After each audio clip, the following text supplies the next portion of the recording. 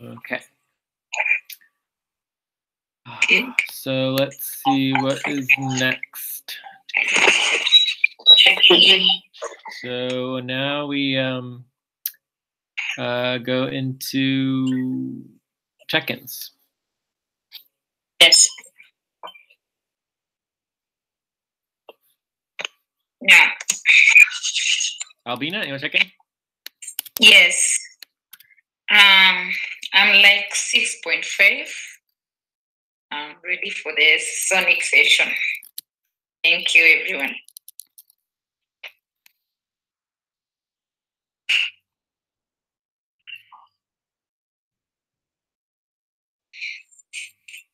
Okay, I'll check in next. I'm probably like a 6. Maybe it's 6.2. I am also ready for this session. I definitely want to, do our policies and keep everything on track. But other than that, I'm ready to go. Check. Lucy? Yes. I'm at 5.5. Ready to begin the session. Cool. All right. So desired.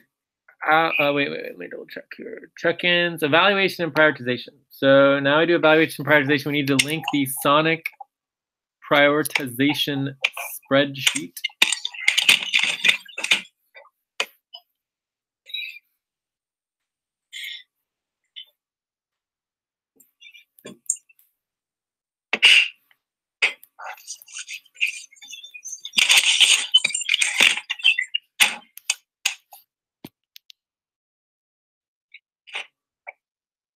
Where is that link? Well, it should just be at if we go to the top and go to the Sonic team, there should be a link in here somewhere for the prioritization spreadsheet. If not, we might need to create a new one. Oh, let me also share my screen here. Okay. Are we using that the same prioritization for all, duplicate for all sector? Here we go. Sonic team priority spreadsheet. No, every single super team has their own priority. It has. So there's the Sonic team priority spreadsheet and the evaluation spreadsheet. So then we can go ahead and vote for. I think did you get it? Sonic weekly prioritization.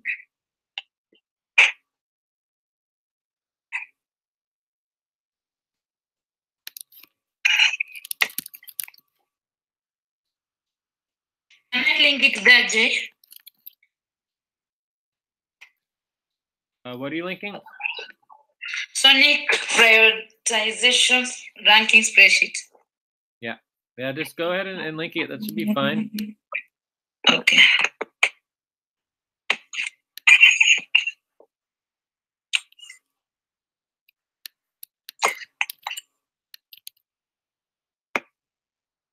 Yeah.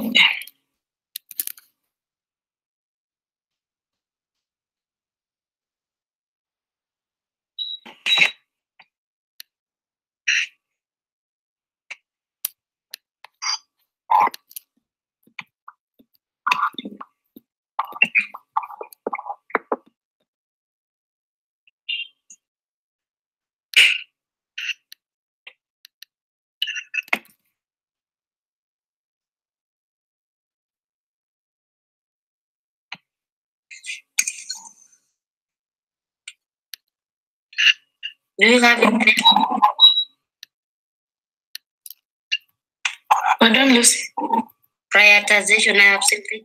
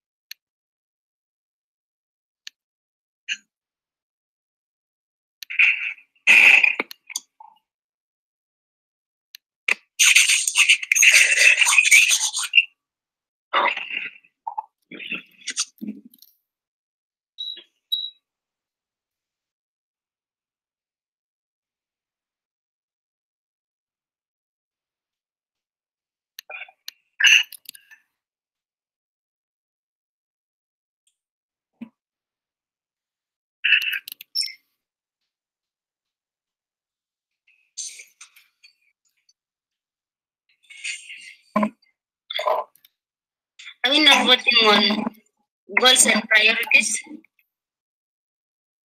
Huh? Are we not voting on goals and priorities? Yeah, work goals and priorities. Definitely want to vote on those too. Oh, goals and priorities. Okay. And we should get all organized as well. So we have to change this here. J, Alvina. And I always save everybody's previous votes so that we can change them in the future. I mean, we can add them in the future. Yeah? Okay.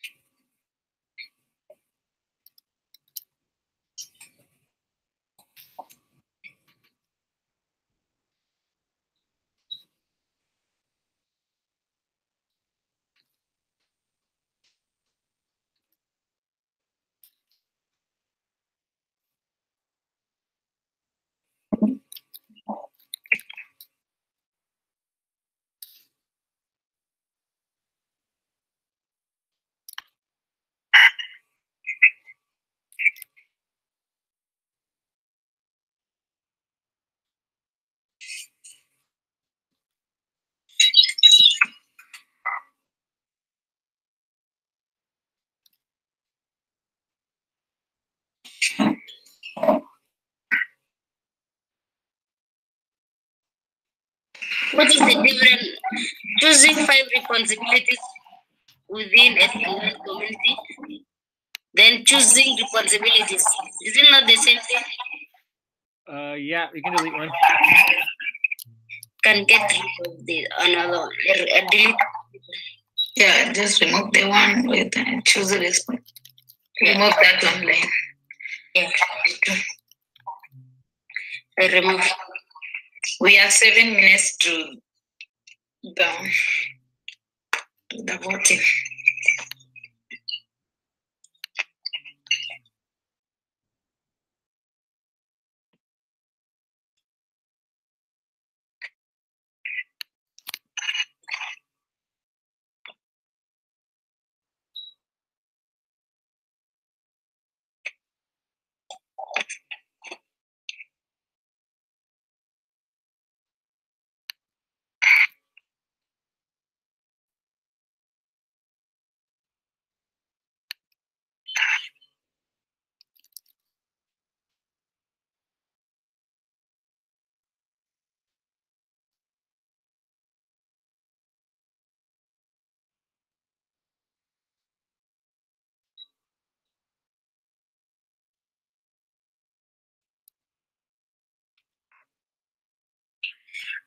Yeah, done. Me too.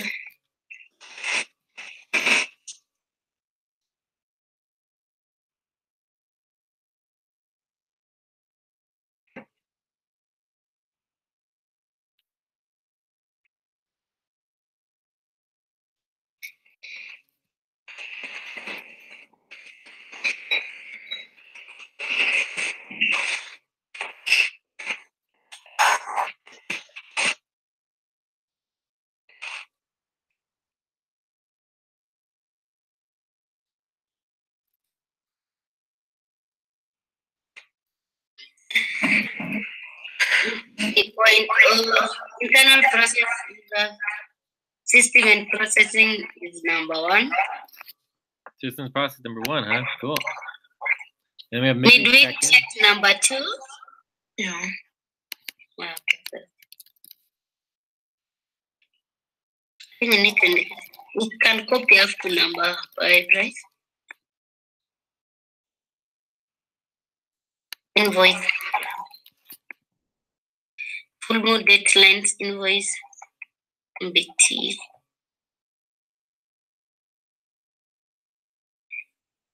Session support number 5. Good.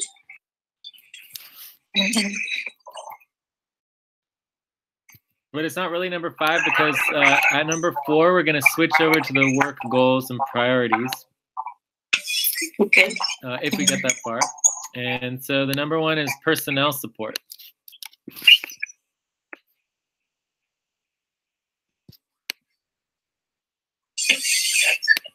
Online personnel files. Cool. All right. So this looks good. I would say that for systems and processes, maybe like 15 to 20 minutes.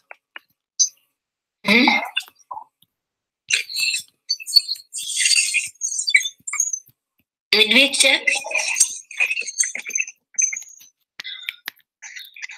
This could be pretty long, like 30 minutes to 1 hour. Full moon deadline, 5 minutes. Seeing goals and priorities. Cool. That looks good. Can you copy paste both?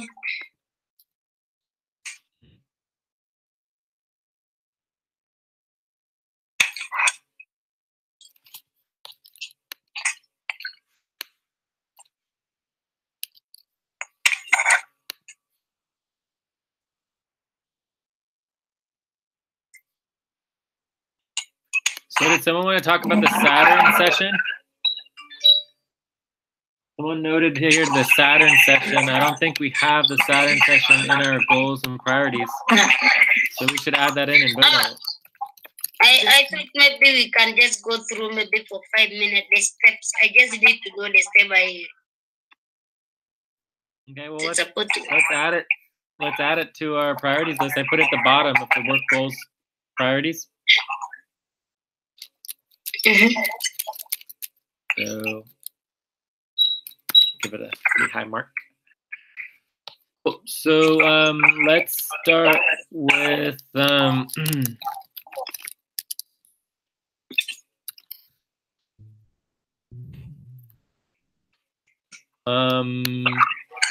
don't we? Well, hey, are there any objections to these? At least the first four. No. Okay then. All right. So let's start with the systems and processes.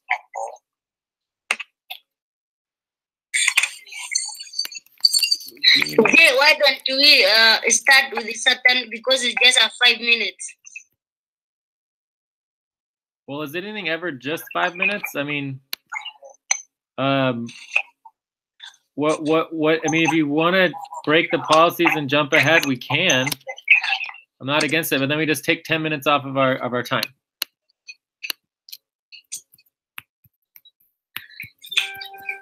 Let's just break a policy forward. We might not, maybe these are many topics we might not go up to certain session, and at least we need to cover some other things on there.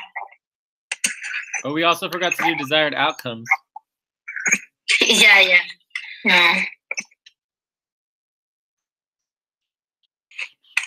But we're pretty small. We're pretty much a buddy team, so I think we're okie dokie.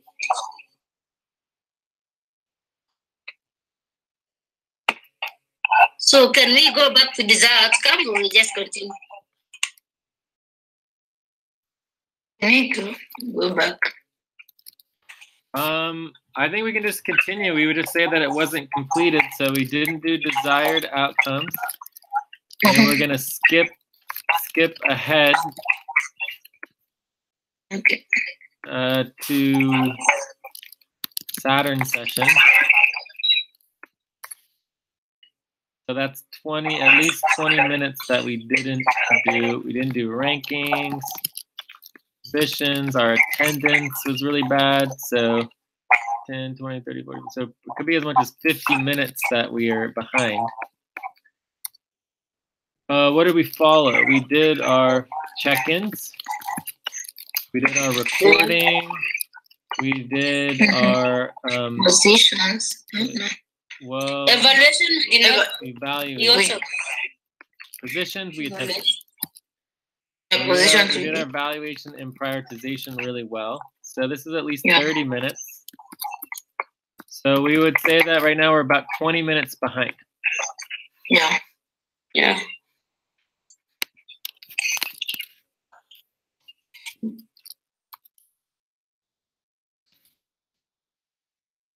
So actually, there's another thing that we can get some points for, which is that we do desired outcomes, topic review, and then we have to schedule do our schedule. We always forget to do that, right? Yeah. So this would be at the top of the hour. We do our break, so that's in 7 minutes. Whoever is doing timekeeping. Yeah.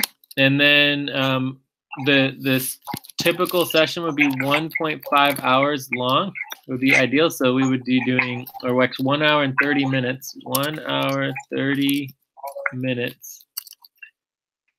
So if we followed our policies exactly, we would stop currently. Currently it would be 1 hour 10 minutes. Well, actually it'd be 20 minutes because we are increasing. It is normal time. And then we would want to do about, at 9:30, we would try to wrap up. Or actually, there's this new. Actually, I could add that to our list of. I have this new thing called. What do I call it? The new form of wrap up. Can't remember what I called it. Anyways. But we can do that at 9:30. It's sort of like a wrap-up check-in thingy. So I can teach us about it. Really cool. Well, so the goal is to try to stop within about an hour and 10 minutes or so. Okay. Okay, fine. So we're gonna do Sonic session for 5 minutes. All right, let's do it. Are we have any objections? Are we good? Sonic session or Saturn session? My understanding is that you want to talk about Sonic session. I mean, the Saturn session. She said Saturn session, yeah. For 5 minutes. Although I would prefer to talk about Saturn session for an hour.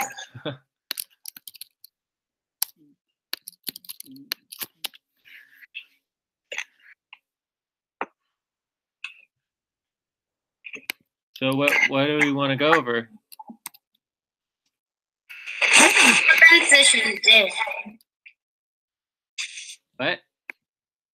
Do you prefer to go for Sonic or Saturn session? Saturn It session. is Saturn session, Lucy. Jay is asking, what do you want to know about Saturn session? Or what I do you want to know the steps that I need to follow. Step 1, step 2. Instead of jumping, doing the last step. Cool. Yeah. So I mean, we've never really talked about the Saturn session. So this is like the first time we're actually doing it in an actual meeting, you know? Hi, everybody. Hey, Steve. Hi, how's it going? Steve. You wanna? I see from your Skype that you decided to start a half an hour early. Well, we're actually starting a half hour late, but yeah. No, actually, the meeting was supposed to start at 11 o'clock, but okay. Well, no, Or the till Sonic, 9 a.m.t. the Sonic session started an hour ago. Right. But the last thing that I saw when we were Skyping is that we were taking a break until the beginning of the EighthMoon session. I would have came back earlier if somebody would have told me otherwise. Well, we Yeah, tried to no. tell you otherwise. We wrote on the EighthMoon group that we're starting now, and then we wrote on Sonic that we agreed. Oh, actually, we have a proposal here. So we do want to go over the proposal, but the idea is that we agreed to prioritize the Sonic session above the EighthMoon session, and that we would. Okay, I just started taking a nap for 45 minutes since I've been up since 7 a.m. and it's 11 o'clock now. So Well, that's fine. I was sleeping when you did that. Well, But I'm back. I'm here. we just got started, so why don't you check in? And Okay. yeah. I'm sorry that there was a mix-up about the midweek check-in. We did do 2 separate ones, and I just guess it was explained wrong to you when Jorge tried to explain it. I'm happy to be here as always. It's my last week for co-chair, so I'm happy to be here. Let's work. Cool. Yeah, I think I just have trouble communicating with Jorge sometimes, so it just happens. Yeah, well, he's not in the best places emotionally right now and other stuff either, so partly his fault. Is there something going on, or are you talking about just like the work? No, he just signed the divorce papers with his wife. He was talking about it online. We were talking about it in the sessions. He just finalized his divorce. He's not very happy. Wow. I didn't even know he was married. I remember when he first got involved, he had a girlfriend. Well, I guess in the last year he got married and divorced. So Great. Well, good to know what's going on. Maybe that's been part of his difficulties overall. It's good to know. Yeah. Right, so I want to make sure we add the policy proposal for. Can I have the doc, someone? Oh yeah. Okay. Yes. Thank you. Steve, which number are you? You did not give us your number. Oh, I'm a 7. Thank you. 7. Thank you. You're welcome. Cool. All right. So All right. right now, the plan is to go over the Saturn session. I'd also like to add in a quick 5 minutes on the policy proposal for EighthMoon versus the main session. Right? We could just do that real quick. All right. And let's go ahead and go. So we're just going to do a quick 5 minutes on the Saturn session. Let's start the time now. And 1 minute to the top of the hour. oh, maybe we should just do a quick top of the hour break. Yeah. But we'll make it a quick one, like 1 minute. Does that sound good? And then we'll do 5 minutes on Saturn session. Then we'll do 5 minutes on the policy proposal. Then we're going to go through systems and processes project. Yes. And then we're going to go through the midweek check-in. Okay? Yeah. And I think that probably will be all that we get through. But let's take a. And then we need to do some topics for the full moon session. Oh yeah. Okay, that's the next session, right? So we want to do prep for full moon session as well. Prep for full moon session. Awesome. Oh, and Jorge's here. Let's get Jorge checked in.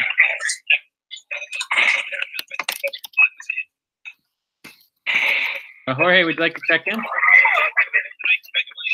Sure, may I have the document? Okay. Sure. Who is taking notes? Albina is taking notes, and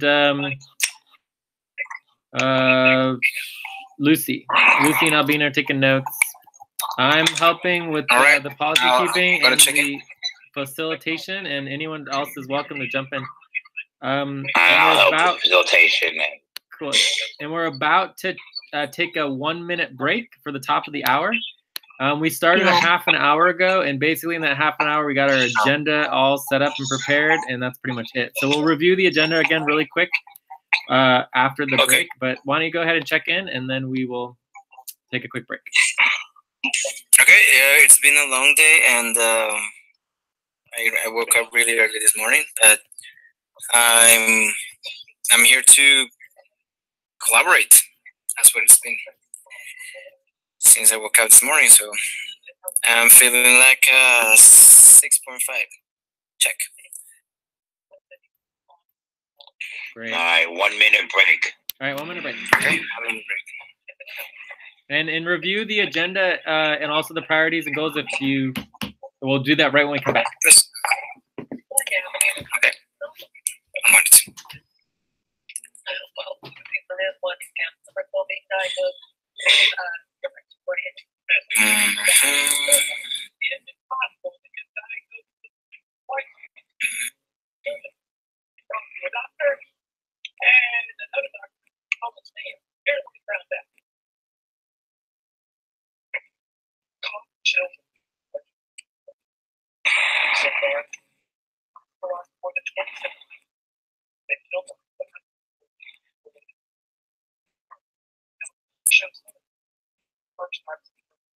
Okay.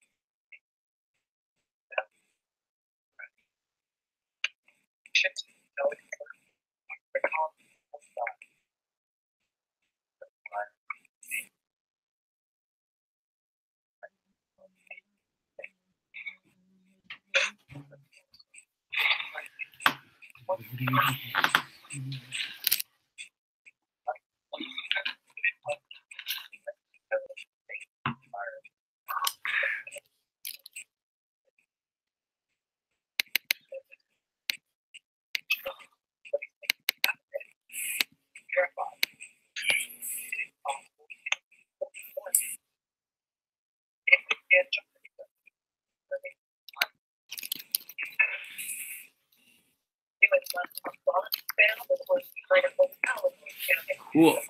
So, are we ready to get started? Yes. So let's just quickly review the focus of the meeting. Obviously, our Desire Consortium is like, combine Sonic session and EighthMoon session. So we have we're gonna do a quick on Saturn session. 5 minutes, a quick, and that's from Lucy. Lucy wanted to do this. Quick on the proposal for the EighthMoon versus main session policy. And then we have systems and processes, 15 to 20 minutes. Global selling midweek check-in, 30 minutes to 1 hour. Full moon prep and full moon deadlines, invoices, main budgeting proposals, 5 to 10 minutes. Let's say 5 to 15 minutes, and then team goals and priorities, 10 to 15 minutes. So that's our agenda. Okay. And the goal is to really, in like an hour to check in on potentially wrapping up or like a middle wrap up thing, right? I have this, there's this new thing I want to discuss. I guess I could put this as another thing here. It's like, I can't remember the name. but it's like a internal wrap up system. God, I know I wrote it down somewhere. I'll look for it while we're going through. All right. So, are there any objections to our focus or our topics? Objections? No objections. Okay. No objection. I don't know. We can handle the Saturn in 5 minutes because I have some questions I want to ask also, but I might take a little more than 5 minutes for the Saturn. I know. But otherwise, yeah. I would love to talk about Saturn session for an hour. But anyways, Lucy is proposing that we just do a quick check-in on it, at least go through the steps of what needs to happen, and then we could do a quick overall questions if there's a question, and then we'll do more later, you know? And we have it on our priorities. We can add in here, we can add in Steve and Jorge here if you want. So Steve, Jorge on the priorities. But I added at the bottom Saturn session in case you want to prioritize it. It just wasn't included. Okay, so where are we? Saturn session. Okay, so step 1 is the invitation. So are there any questions on step 1? No. No question. And can we link can we go ahead and link the Saturn session doc? And everyone understands that the Saturn session happens once every 14 years, right? Yeah. Yes. A big session like Saturn, or you know, something bigger than Mars, you know, will happen about 2 to 3 times a year, as far as I know. Right? So Saturn session doesn't happen very often. Like something as big as the Saturn session probably only happens once every like 2 to 3 years. But so even though Saturn session happens every 14 years, within that 14-year period, there will be at least 5 sessions that are bigger than the Saturn session. Okay? So no questions on the invitation? No question. Cool. So No, my only question is, were you able to deal with the fact that the links that were on the invitation that you started making all went to dead places, not to the websites, because they were all bad links, Lucy? It's not your fault. It's, you know, I saw the doc that you put up with the invitation. I opened it, and I opened up to, you know, to respond if you want to RSVP to, you know, this section, and the links that you click to respond all go to WTC links that say contact the, you know, the links are down. So we have to make sure that the links on the invitations actually go someplace, not to a website that isn't working. Mm-hmm, mm-hmm. Well, I mean, bottom line here is that the RSVP is very simple form and can easily be updated. Oh, it looks like that one links. The RSVP form links, so that just needs to be updated. Yeah, that's all. Sessions, it right? still has Bernie stuff on it, I think. Well, we're going to leave some of the Bernie stuff on it. Basically, we want to list all of the big movements that are going on. Okay. But we're definitely simplify and, you know, change it and update it so that it's current, right? So Can I help in for this topic right now? Oh, good. Interesting. That's someone from EXA, but it's not the boss, so I'm not going to worry about it. Okay, so thank you, Jorge. So anyways, 90% of the links work on the invitation. So I think that you're referring to the email that has a lot of links that don't work. So because all that really matters is the RSVP link, nothing else really matters, right? All the only thing that matters is the conference call and options, but that should work. It works, right? So both the RSVP link works and the link to the conference call option. So as far as I'm concerned, it all is perfect. It works. Okay.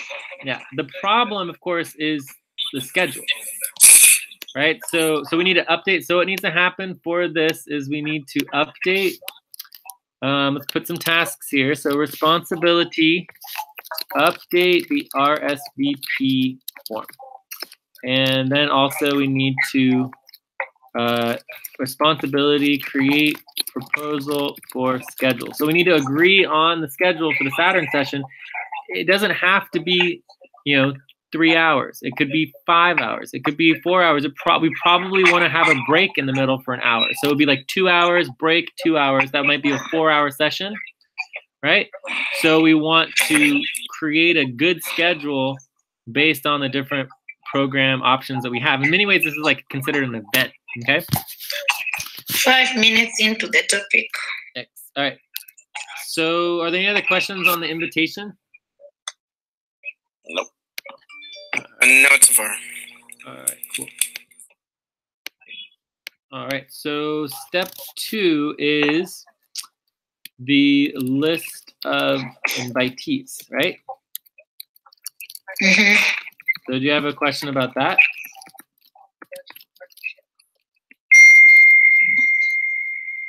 The list of invitees would be, I mean, it's going to be open or it's going to be specific people?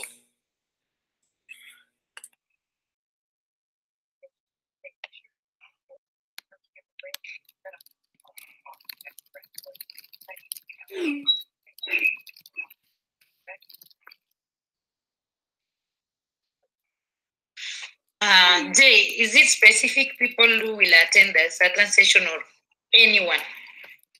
Like those recruitment commission and Gelotti?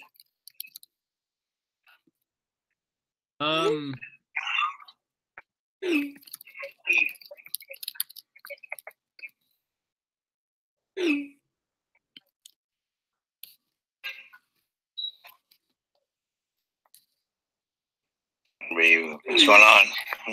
Sorry, I'm just getting distracted here from Scott. There's a big event going on campus on Thursday. Okay, so what was the question?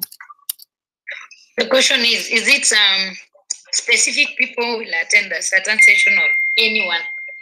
It's open to the public. So the Saturn session, like all events, Saturn session, like all FQN community network events and sessions are open to the public. Okay. So so that's always the case. But we currently are not doing our public launch. Currently not doing our public launch. So what that means is we're not inviting the public, right? The reason why we're not inviting the public is we just don't have the bandwidth. I mean, we can't even deal with our own clients. We can't deal with our own internal procedures and operations. We can't deal with hundreds, if not thousands of people coming to the Saturn session, right? We could easily get 100 people to come to the Saturn session. That'd be no problem. But what would we do when they got here? Does that make sense? Yeah. So right now we're not going to do our public launch. Instead, we're only going to invite internal organizations within our external network, or invite organizations within our external network. So this would include like digital storytellers. It would include all of our super bouncel.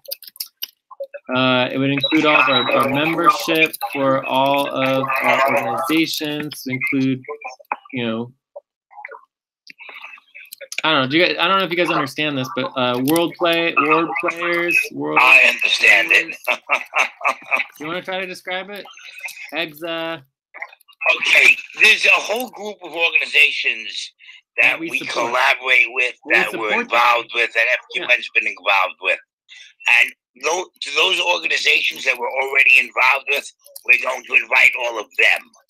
We're not inviting the outside world in yet, people that we're not involved with, because we're not ready to handle that many people. What are we going to do if 20,000 people show up? You know, we can't handle it yet. Yeah. It's that simple.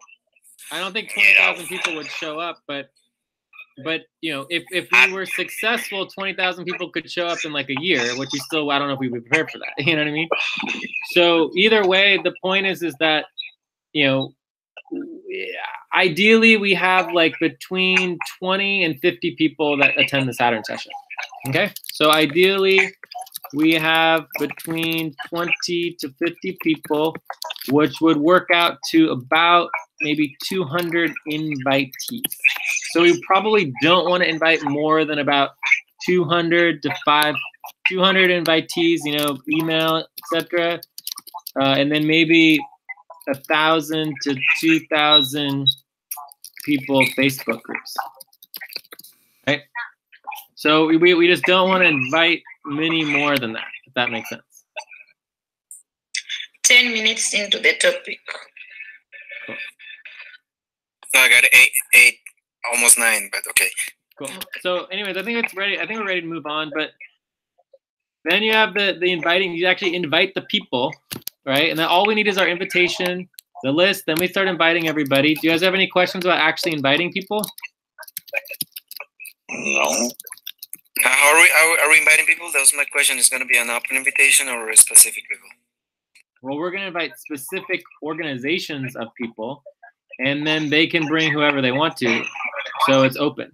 Everybody can invite whoever they want to. So there's no, like we might invite, 20 people or 50 people, and then 200 show up. I mean, we won't stop anyone from attending who wants to attend. It'll just be chaos.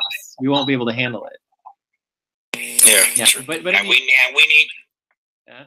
Steve? No, Steve, you go. And we need to have a specific agenda set up for what we're going to do with the different sessions. So so that we don't look like we're foolish. So we have to put some time and effort into setting this up the right way, so that we come out. Well, we have a plan for that. Like the EighthMoon experience is simple because that's already set, right? Right. Yeah. The support alliance is basically the life support, which is also pretty clear. Every person, like you break up in groups of 6. Every person gets 10 minutes to talk about their life and get help, right? So that shouldn't be too bad. But the actual meeting will be the prioritization process and the plan. So I mean, really, we have like everything's already set as far as like exactly what's going to happen. So it's just a matter of like prioritizing everything and helping build the plan, and then based on our prioritization system, just like we do our weekly prioritization and we do our internal team setup, we'll do that for the Saturn session and the Saturn team, and we'll just prioritize everything, and then that'll be our agenda. And then there's a huge so after the actual, let's not worry about the actual agenda. Don't worry too much about the actual agenda. Instead, what we're going to be focusing on, this will be step 4, is preparation and training on what's called a asynchronous session. We haven't done asynchronous sessions yet, but you can't, like something as big as the Saturn session, you can't avoid the asynchronous session. So we may have 20 to 50 people involved in the actual real time. So this is what we call the real-time Saturn session, right? And we could easily have, I mean, expect, anywhere from 50 to 200 people plus to be involved in our async session, okay? So even if we only have like 10 or 20 people involved to actually show up to the session, online, we're going to be coordinating a whole asynchronous planning session, and that's like the actual important part. The people who show up in real time are really just workers to support the bigger public and bigger community. This is the quote the actual work and collaboration. We would call this like co-creation, right? We're co-creating a vision for the next 14 years. So I can explain all of that, and we'll get to that. And this also involves fundraising and raising money. And that's a big one right there for us. Yeah. And so the actual session that we're gonna do, which will last like 3 or 4 hours, is we're not gonna really raise money at that session. Maybe we'll ask people for money, but it's not really the point. What the point of raising the money here, the async session will last about a week. So 3 days to a week. So during that 3 days to a week, depending on how long it is, we'll basically be doing nothing but Saturn. Like everything else will stop. We'll cancel as much as we possibly can, and we'll focus 100% on, or as much like 90% on the Saturn session during that week. Okay. Okay. Yeah.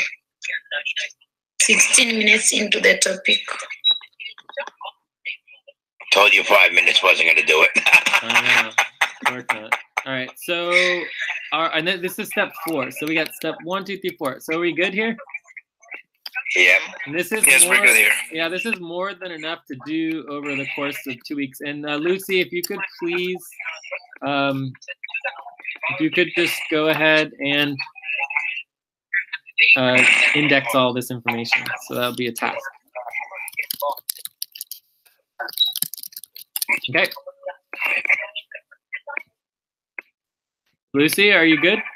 Did we lose her? Lucy is on mute. I don't know if she's still present. Well, we did this for her, so hopefully she got the information she needed. No, I'm present. I did not know that I was on mute. Okay.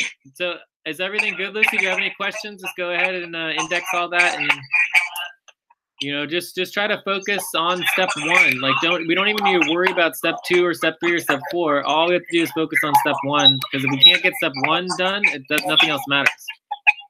True. Yes. Thank you. At least I have a deadline to help me. Yeah. And we could get step 1 done in the next week. We're good to go. The invitee list is simple. We don't have to invite 200 people all at once. We can invite the first 10 or the first 20, and we can slowly invite the most important people over time. And so step 2 and 3 can kind of happen simultaneously.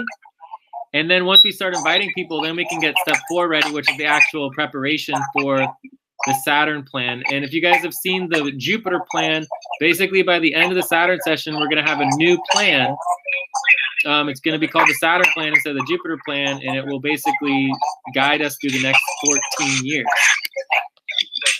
Okay? All right. Okay. I have a question before you move. Okay, yeah. A proposal.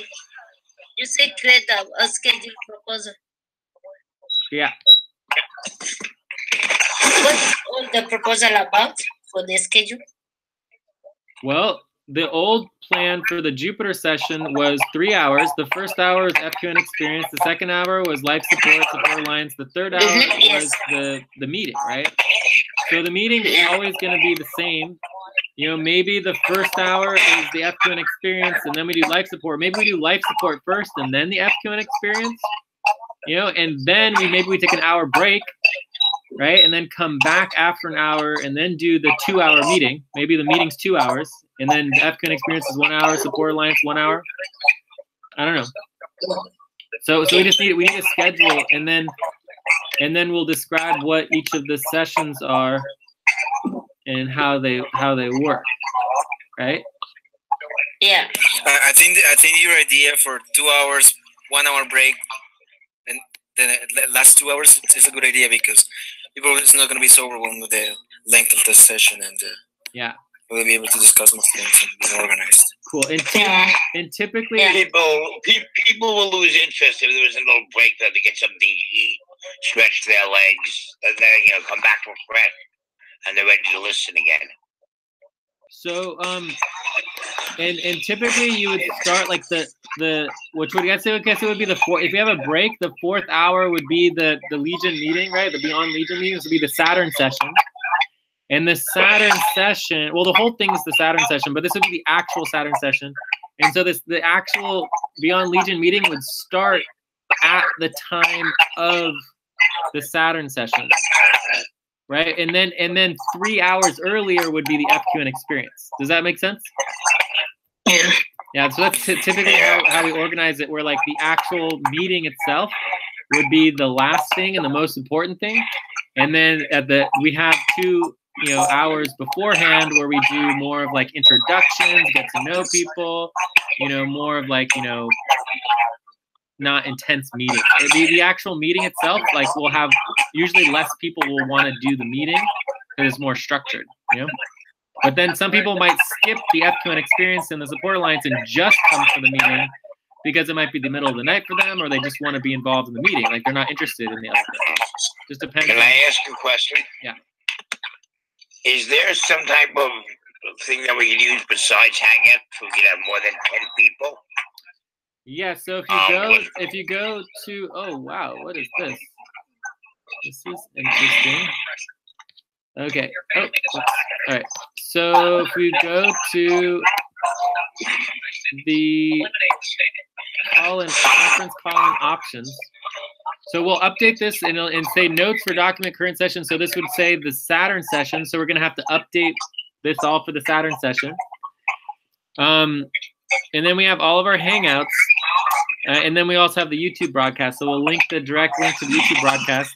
And then we have the conference call-in option. So we'll have the USA conference call-in option. There's also the Flash voice over IP. And then we can also set up Mumble. And then you can also directly call in. And then we have all the international phone numbers for calling. Right. So the conference call is, you know, it can fit up to, Yes. you know, let's say there's 5 rooms in the conference call. So if you had like 5 or 6 person per room, you could probably get it up to 30 people on the conference call without too much trouble. Yeah, we've done that before. Another thing with the same conference call number. So yes, and we can also get a Zoom.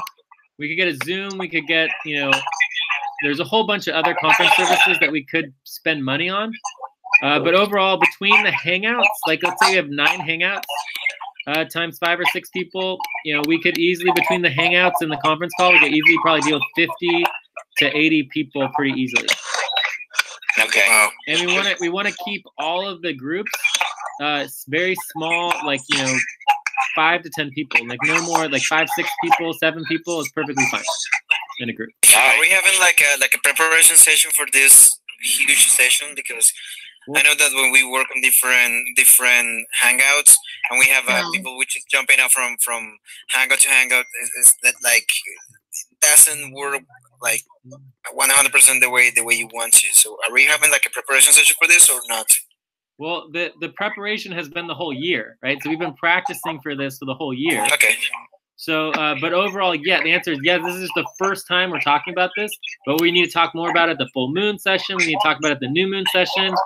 We have a month basically, right, to get ready. So the more we get closer to this, the more we're gonna want to be talking about it and put other things on hold. Yeah, and we've never done an event before. This is the first time we're ever doing something that's actually an event, right? Where we actually do fundraising and we do, like, you know, we're not getting the public involved, but we're still going to be inviting people external, right, from our internal organization. Okay. All right, thank you. So it'll be fun. It's also a recruitment opportunity where we can recruit people.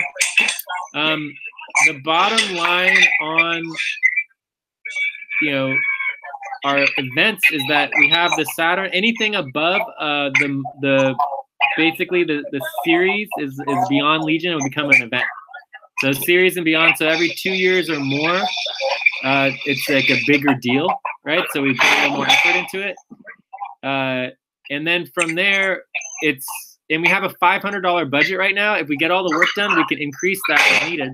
We need more money, but in the context of the other events that we're doing are the local events, which is the Politics Coalition and the actually it's a combined global and local event, which is the Movement Coalition. So between the planetary sessions and the galactic sessions, along with the Politics Coalition and the I'm trying to see if I have enough. let's write these down. I'm trying to see if I have enough miles to maybe come out for the local session. Well, we're not. That's still up for debate whether we're going to do it. So there's a proposal. It's going to cost, I would say, about $500 additional. I know we were talking about this the other day about the hotel. Yeah, if you rented a hotel and did all that, the biggest problem with the proposal is that it's in the middle of the night. You know, I mean, if we're going to try to raise money locally in the middle of the night, it's kind of like, ugh, you know, like maybe we could, you would have to do it. You would have to do something during the day. Yeah, so maybe we could sync it. We need to look at all the other sessions. So one of the preparations is the actual lunar and planetary calendar around the Saturn session. And this is what defines the asynchronous Saturn session. 1 minute to the bottom of the hour. Okay, cool. And so Lucy, if you could get Zilu on that, he could do that really easily. Okay. Okay. So tell Zilu that we want to do research on every single session around the Saturn session, all the lunar sessions and other things. And then maybe there'll be another big session. Many times, big Saturn, like things like the Saturn session coincide with some other big session, like the Venus session, or the Mercury session or whatever, right? And then it's umbrellas it, and then we could do the local event during a daytime that was linked to some other important session, you know? And just really quickly, I was going to list the events, and let us do our 30-second break. List of Unity Network events. Unity Network events. So we have planetary sessions larger than 2 years. Then you've got planetary/galactic. Then you've got the Politics Coalition. Then you have the Movement Coalition, and then you've got Unity Day. So those are basically our 4 events that we currently have. And we've never done a single one of them because we haven't done our public launch. So it's all brand new. No, and I want to do Unity Day so badly. Oh, you know that. So badly. We've been talking about it and planning it for 3 years now, you know? Yes, we have, but we've gotten so close more than once. I know. We could actually do it like 2019, I think might be the first year we actually do it. It would be nice. Yeah, but so Unity Day requires 1 year of planning, minimum. So if we wanted to do it in 2018, we would have had to start planning in 2019, but we didn't. So there's no Unity Day in 2018. Okay, so I think we're ready to move forward on all of this. Let's go to the next topic, shall we? Oh no, 30-second break. Okay. Yeah. So everyone has to stand up and stretch and bounce and drink some water and take a quick break. All right. Get a 30-second cup of coffee. Just 5 seconds.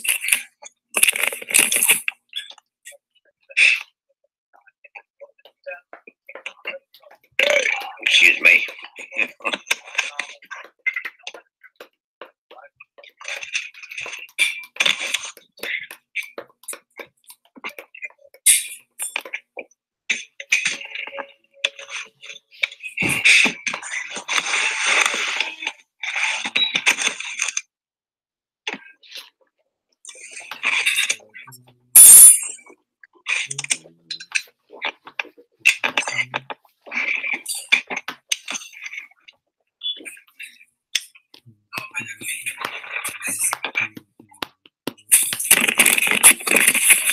Back online.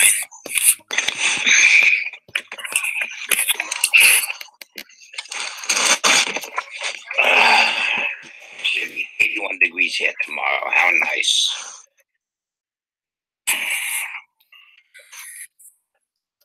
Cool. So I want to mention one other thing about the events. I put them in order of the most open to the most like focused. I mean, even the Politics Coalition is very broad, but the planetary galactic sessions, anything can happen. Totally open. The Unity Day is very, very broad, but it's generally focused on uniting all movements and peoples and social movements of the world. So it has a slight focus. Whereas the Saturn session, there literally is nothing planned. Anything can happen. Any topic can be prioritized. Whoever shows up can decide to do whatever they want to, right? The Movement Coalition is, again, focused much like Unity Day. It's focused on movement building. And the Politics Coalition is almost exclusively focused on political activities. So it goes from like the most, open to the more focused. And then obviously we support other events, but they are within other organizations. I mean, even the Politics Coalition and the Movement Coalition are separate organizations. And Unity Day is kind of separate too. All right, anyways, let's go to our proposal for the EighthMoon and first main session. Are you ready to move on? Yep. Okay. Yes. So the policy is very simple. The less often a session happens, the higher priority. Right? So for example, if there was a Venus session and the Venus session and the Saturn session were happening at the same time, the Venus session wouldn't apply. It would be the Saturn session. It's more important. So in that context, if you think about it, the sonic main session is once per week, right? Whereas the EighthMoon session, moon session is by definition 8 per month, and this is once per week would be 4 per month, right? So the 8th moon session happens more often. But we don't have 8 per month. We only have 4 per month of the 8 moon sessions. But what is the 8th moon session? It's halfway between the quarter moons and the full moons and new moons, right? So the full moons and new moons would be considered an 8th moon as well. Otherwise, it wouldn't be an 8th moon. It would only be a quarter moon. All right. Yeah. All right. So the 8th moon sessions are part of the same cycle, the same monthly cycle where you have quarter moons, new moons, full moons, and 8th moons, and they're all part of the same monthly cycle. Whereas the Sonic main session only happens once per week, so this is a buddy team session. Buddy team session only, and it's a buddy team session only because it only happens once. It happens twice a week, so it's not that important. Whereas this is a group session, so the group session takes priority over the 8th moon session. So we still prioritize the 8th moon session priority. So this would include the midweek check-in and the prep for the full moon session, but we do it as a group, not as buddy teams. Does that make sense? Yes. So that's the proposal. Are there any objections or questions? Any questions?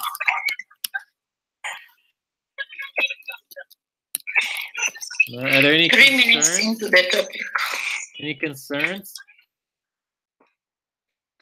No concerns. Any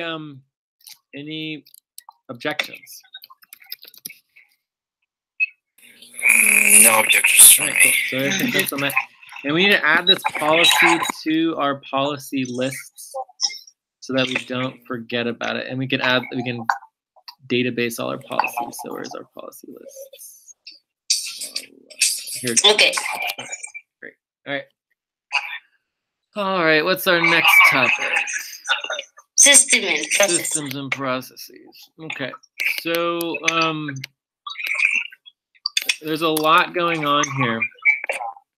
So one thing we just mentioned is documenting all policies. We want to, process for making policies more transparent is also really important that we could go over. So the system and the process is a project. So, I mean, it's so broad. There's no way to even focus. We need to spend the beginning just talking about everything that's part of systems and processes and decide what we want to focus on. And what is the desired outcome, right? So we need a desired outcome. So generally learn more about the systems and processes project. Maybe we could do set up goals. I think we need a simple way to index new systems and processes. Okay, so that would be making things more transparent, like how to index and create or index and share new systems and processes. Right, because a lot of things happen, in one meeting, and other people don't know about them. Yeah. Because we're not good at sharing and stuff always that happens in one main section. Or in one, something will happen with sudden the new moon section, and anyone who wasn't at the new moon section doesn't know about it. And then they do something wrong, and then they get jumped on. Yeah. So there's a category of policies and processes. So there's accountability policy protocols, right? That are our newest set of protocols. And then there is then there is the basically umbrella policies around, I don't know. It's like policies squared, really. Policies. I don't know how to say it. So it's kind of like policies squared. These would be policies and procedures, procedures and processes that oversee how policies, procedures, and processes are created and evolved. Right? So basically there'd be all these policies and procedures. There'd be a set of policies and procedures that wouldn't exist for themselves. Like they wouldn't apply to anything except for how other policies and procedures are created and dealt with. Does that make sense? Yeah. So when an organization gets to a certain size and level of stability, you enter this era of duplication and doubling of context. So really, really big organizations get into what's called assessing assessments, right? It's like, what's the point of doing a whole evaluation assessment if it doesn't even mean anything? So you have to assess what types of assessments you're doing and how you evaluate things. So it's very interesting. But that we're entering into this here where we're talking about building policies that have no purpose but to oversee how we build policies. Right? Well, we kind of know how we build policies. We build our policies via proposals. Yes. That's not really the question of how to create a policy. The question is how to form the rest of the team, or the rest of the FQN, when policies change or are added, with explanations of the policy. Yeah, but that's going to be a policy, right? So that'll be a policy around how we disseminate and inform and educate people about our policies. Yeah. And then it's more like communications, internal communications processes. I think that's what it really comes down to.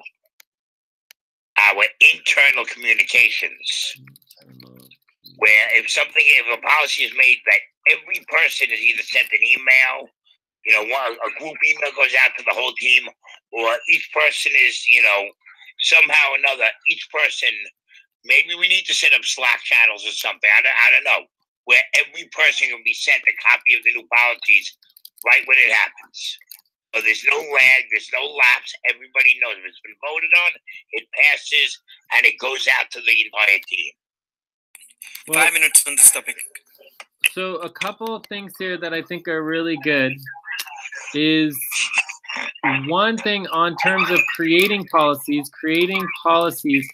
all new policies are supposed to be put into a form and everyone have the chance to vote on them, right? But we don't do that.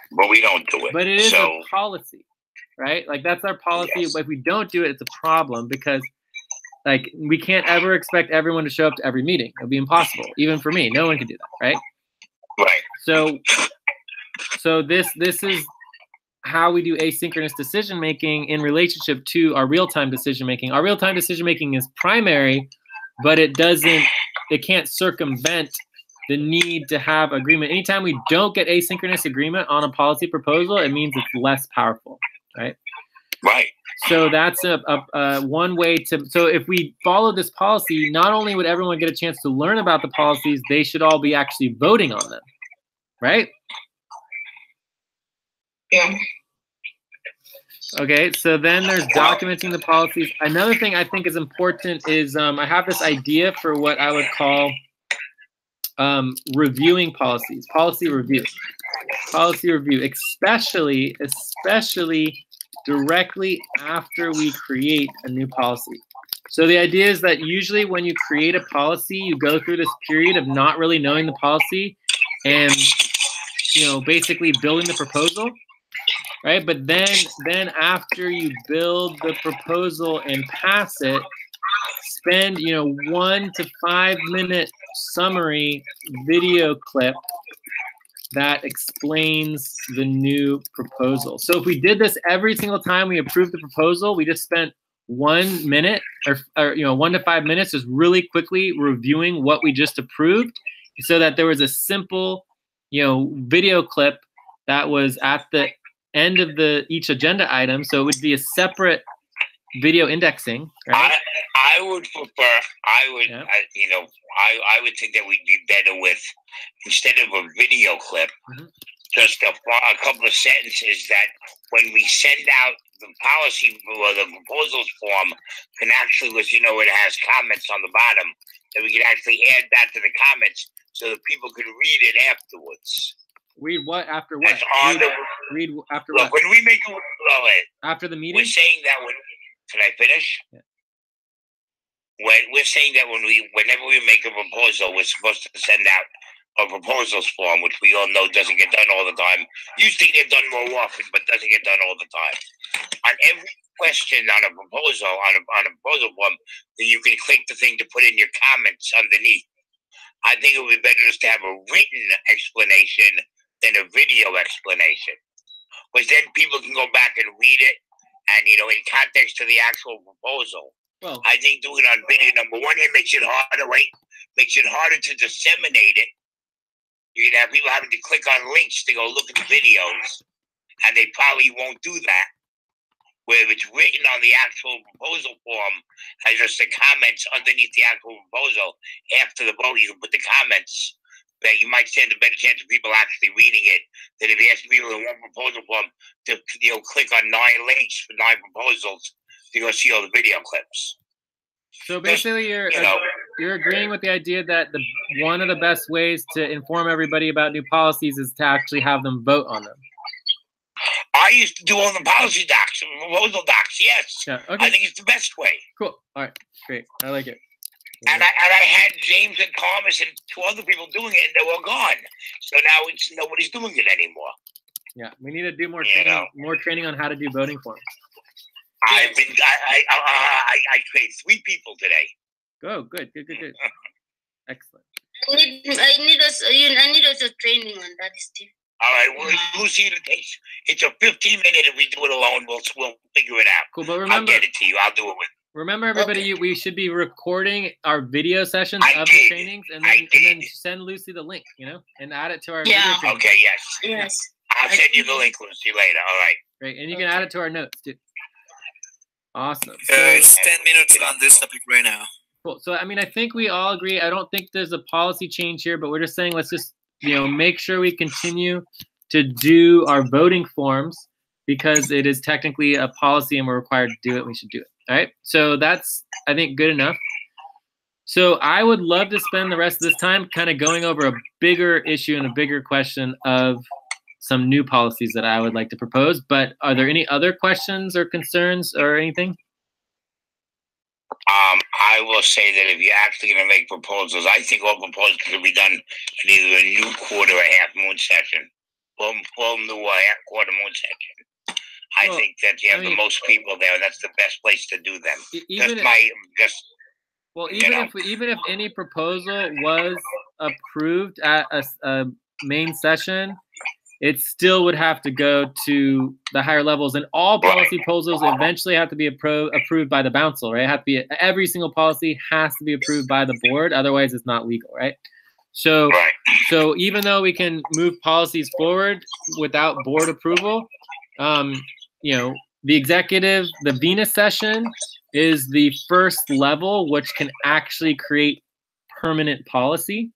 Right, and so everything has to be reviewed at the Venus session, and then the board can stamp a Venus session approval without having to actually go through anything itself, right? But other than that, everything has to go through the board. Okay, so yes, Steve, you're 100% correct, but we still can go through the actual proposals even if we don't vote on them. Okay. Because it helps prepare them. Because we do have a list. But before I do that, if we have time. I would just say that the other thing that's really important here is that this only covers new policies. So new policies, this really helps. Doing the voting form, it'll help inform people, get people engaged. For new people who aren't here during that process, and for all past policies, we need a way of documenting all the policies. So we created a plan and a process for this. So we're going to do a spreadsheet. So there's going to be the policy spreadsheet. This policy spreadsheet is also going to verify what percentage. We have the policy spreadsheet. Cool. Can you link that? That'd be great to take a look at where we're at with that. So we would verify the percentage of how well we are following each policy. So for example, we could look at this policy that all new decisions are voted on in a voting form asynchronously with the entire global core team. And we would probably say that we're about 15% on that policy, right? I mean, how many decisions are actually sent out via voting form, right? Not anymore now, very few. Yeah, business. Another policy would be the HR board voting forms for all HR budgets, right? And I would say we're getting better at this. I would say we're over 50%. We're like 60%. Like we're getting better at getting our we've done it at least 2 or 3 times now. You know. So all of, we'd have the list of all the policies in the spreadsheet. It would say how well we're doing on completing the policy, and it would also hopefully have a link to the policy, and all the policies are going to be stored and organized and linked from the systems and processes, the systems and processes project doc, right? Yeah, I just linked it there already. Oh, nice. And this is also linked to the systems and processes doc? Oh, it says I need permission. Yeah, it's linked there. All right, it says I need permission that we can't access it. Permission. Yeah. Yeah, the policies document needs permission. Yeah. So sorry. Who owns it? Lucy just made it. Yeah. Okay. So no worries. Awesome. Okay. So I think we are. You can check. It's done. Okay. So are there any questions on all of this? Good job, Jess.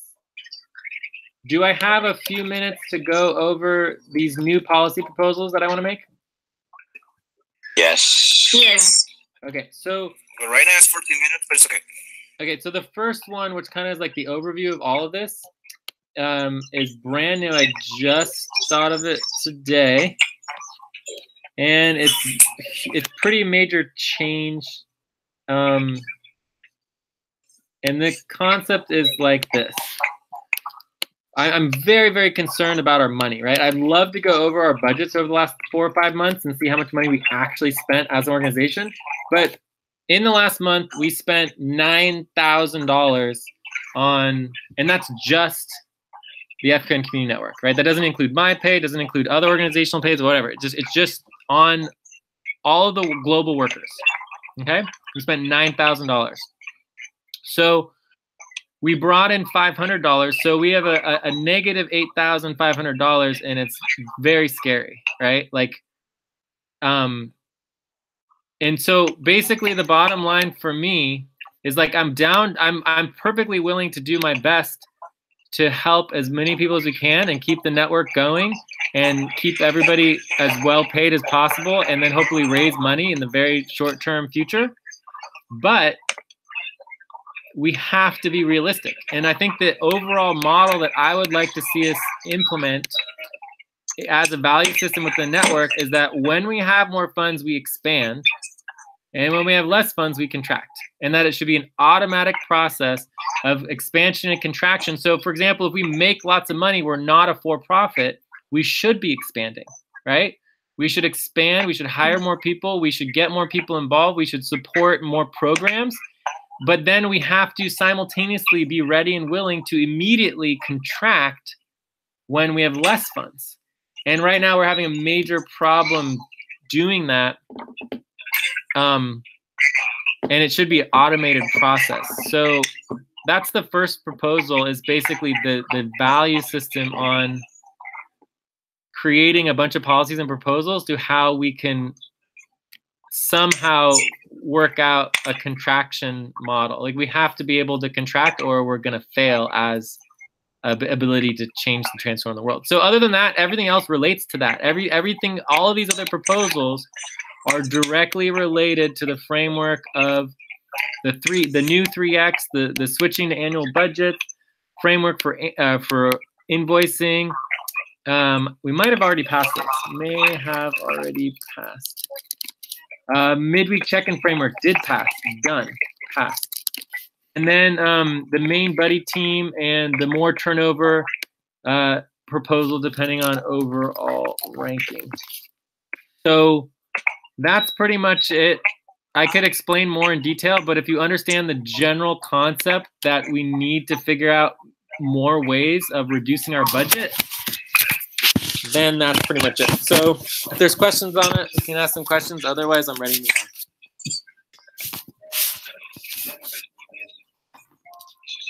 on. No, I think Well, I didn't see people getting cut from the budget as we discussed like 2 or 3 weeks ago. I've seen that people, instead of stop working, they moved into the Jello team, and I don't know how it's been working, that situation over there. Well, we have cut some people, or some people just, Thomas isn't in the budget anymore, James isn't in the budget anymore. Yeah, mainly we cut Monty and Adam, but it's gonna be hard to cut them, especially since we don't cut anyone Why else. can't we just cut them? Well, the Why do HR we have board, to give them? the HR board can cut them, but I wouldn't be surprised if the HR board kept them in, especially for Monty if it's only $430, and Adam might only be $350. Oh, Monty comes down that low, that's fine, Yeah, exactly. So I mean, we're definitely cutting and reducing our budget. So overall, we're making a lot of progress, and we're going to be okay for this month. But it's still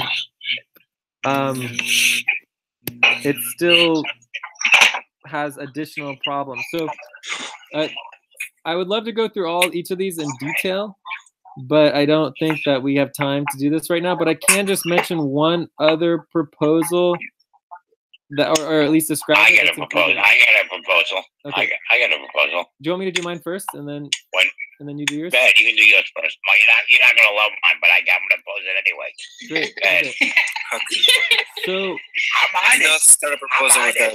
So one proposal that I have basically relates to the idea that we require scheduling, and it will basically create a tiered and ranked system that will no longer allow people to just show up whenever they want to. Yeah. And the work that's, won't get done. Say what? I think we're going to stop getting as much work as we're getting done. Not a lot of people are showing up, whenever they want to. Mostly we're working by schedule, but some people show up when they have time just to get work done, and to tell them they can't show up, and they're already. Well, they're actually working. The policy to tell them that would they be. can't come and get work done. Well, no, the policy would be a little bit more subtle than that. It would basically be saying, like, if you schedule, you automatically know that you can work during that time. If you don't schedule, then whoever's the highest ranked person at the session, you need to request that you can join that session. And if they say no, it's like you should have scheduled. If they say yes, then you can join, right? But the idea is that that you come assuming that you can work when you didn't schedule and you didn't tell anyone you were going to show up, I think is difficult, especially for COBOL. Especially when you have these large sessions, we need to be more organized. We need to have a plan before people show up. I thought everybody in COBOL did submit their schedule, but okay. Well, we have some schedules, but it's not organized and cleared to the level that it needs to be cleared. Right? We're making some progress. But anyways, I think that's pretty much it. We'll go more. Let's hear. Scheduling is not really problem, Jay. If we can follow the policy, it's going to be very much easier when dealing, especially people on Follow what policy? Follow what policy? Okay. No, I just didn't understand, Lucy. Follow what policy? I'm saying that if we follow the policy, especially during the session, then we are going to get better. During the starting of the session, if people can follow, like if you get already 3 people on that, can you go to the next in the next hangout, then you Skype there. The problem is people see people are 4 already on the main hangout, still joining there. It's very hard also to separate them sometimes. If we follow the policy, especially at the beginning of the sessions, we can even cover some of the work easily. I agree with her, but there's also one thing. A lot of the times at COBOL, the people that come and just join the hangout, even though there were 3 people there already, are the brand new people who don't know where to go They only know to go to the main hangout. So that's why Cobalt's a little different. Like yesterday when we had the mix-up, of course we had Kanat. We had 3 new people who didn't know where to go. There were already 3 people on the hangout, and then it sort out where to send them, who's in the recruitment, who's in the Jello. So that takes a little extra time. So it's a little harder with the Cobalt because of the amount of new people that are there. Otherwise, I think in general, I know if I come in and do 3 people, I leave. I just say I'm going to the second hangout and I leave. But with the new people, they're not at the point where they can do that yet. They need whoever's the main hangout to let them know where to go. So you might have 5, 6 main hangout for a few minutes, for 5, 10 minutes, while you're figuring out who's going where. Whereas these people don't know enough to know where to go on their own. And you.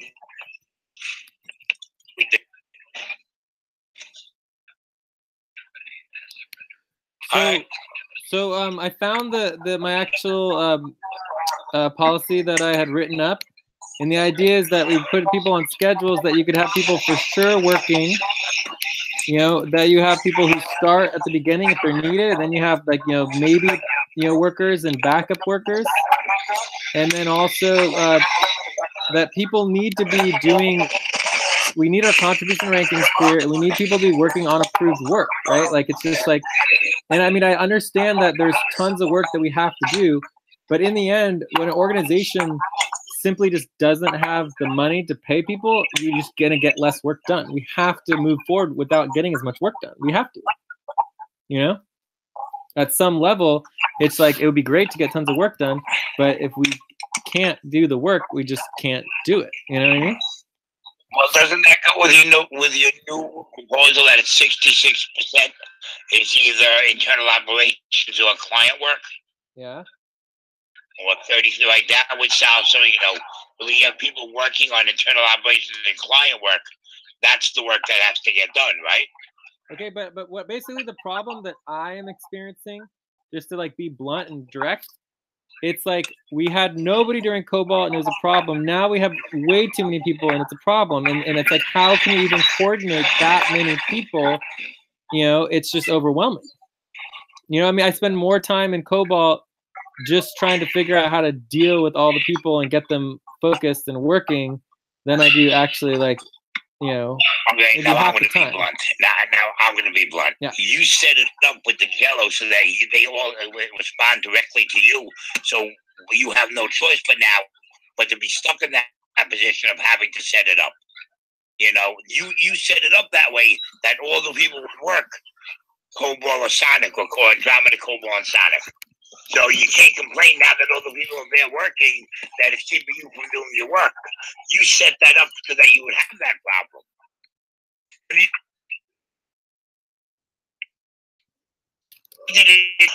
What you set up to get control of what's being done, that's causing you the difficulty. I mean, there's only 1, 2. I think there's like 3 or 4 people on the actual Jello team. So, but anyways, I understand what you're saying, but that's why we need to make a plan and a clear schedule. And then we also have a policy, which I either may have passed or maybe not, that was that we start people at only like 5 hours per week, like 2 sessions. Yes, I like that one. Until they take on responsibility, Yeah. Because it's like, we thought about this and we're like, let's start them at 5 hours, and then we do 7 hours, which would be 3 sessions after they take on responsibility. I think one responsibility. 2 hours long. So you need to do an even number since the sessions are actually 2 hours long. 5 hours is like 2.5 sessions. Yeah, but that's because they can do an hour or 2 on their own. Okay. Yeah. So this would be 2 sessions. Right. It's not actual, right? This would be 3 sessions. This would be 4 plus 4 to 5 sessions. Yeah. So basically, right now it just feels like, because the original plan was all the Jello team members and people would be starting with just a few sessions a week, and now they all come whenever they want to every day, and there's no schedule, you know? Anyways, we'll get it all worked out, but let's just, we have all the policies, proposals. Let's hear your proposal, Steve. Well, we're talking about, money and what we have to do to save money and make money. My proposal is that we start a GoFundMe page and send the GoFundMe link to every organization that we're involved with looking for help. We've always helped all the other organizations. Now we need to ask for some help so that we can survive. I think we start a GoFundMe page for the FQN Unity Network, and we send it to the Facebook, to all our Facebook contacts and everyone else looking for help. And we say we've hit some difficult times, and we need your help for us to keep going. And I don't know if we'll make a lot or little, but I just think we need a quick injection of cash, and that's the fastest way I can think of to get a quick injection of cash. Maybe, no guarantee, but it's cheap. It doesn't cost anything really, and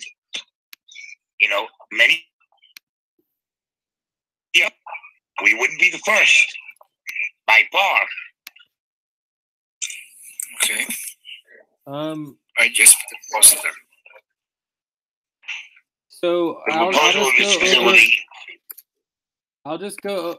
Can I respond? Or are you done? Or? Yeah, no. Well, I heard somebody say, "What's the actual proposal?" So I was going to just say the actual proposal. But go ahead, Sure. Yeah, you can make the actual proposal. You can do it. The actual proposal is to create a GoFundMe page in support of the FQN Community Network and send it out to all the contacts that the FQN has. Cool. The network, all the network contacts. Cool. So the policy. Let me just go through the policy to respond. Okay. So the policy would be that anybody, anytime, can create any campaign to raise any money that they want to for any reason, right? And they would do that as a campaign, program, organization, some type of entity that would oversee that budget, right? So the point is that the FQN Community Network in and of itself as a network wouldn't raise money in and of itself because it's not a organization, right? So it's like anyone can set up their own GoFundMe page, if that hopefully that makes sense. I don't know. It needs to have like a topic. It needs to be its own thing, right? So, for example, the Saturn session is the next time I want to do a big fundraising page. So we could do a GoFundMe page for the Saturn plan. So the whole idea of fundraising for the Saturn plan, there's two levels of fundraising. The overall fundraising level, which is the simplest, is that we just raise money to implement the Saturn plan. So the Saturn plan itself will be a collection of the top priorities that we as a network want to implement and work on, and the more money we can raise, the more successful we can be in implementing the plan, right? So basically the plan is what we're raising the money for, not the FQN community, and then it's easier to raise the money that way. Yeah.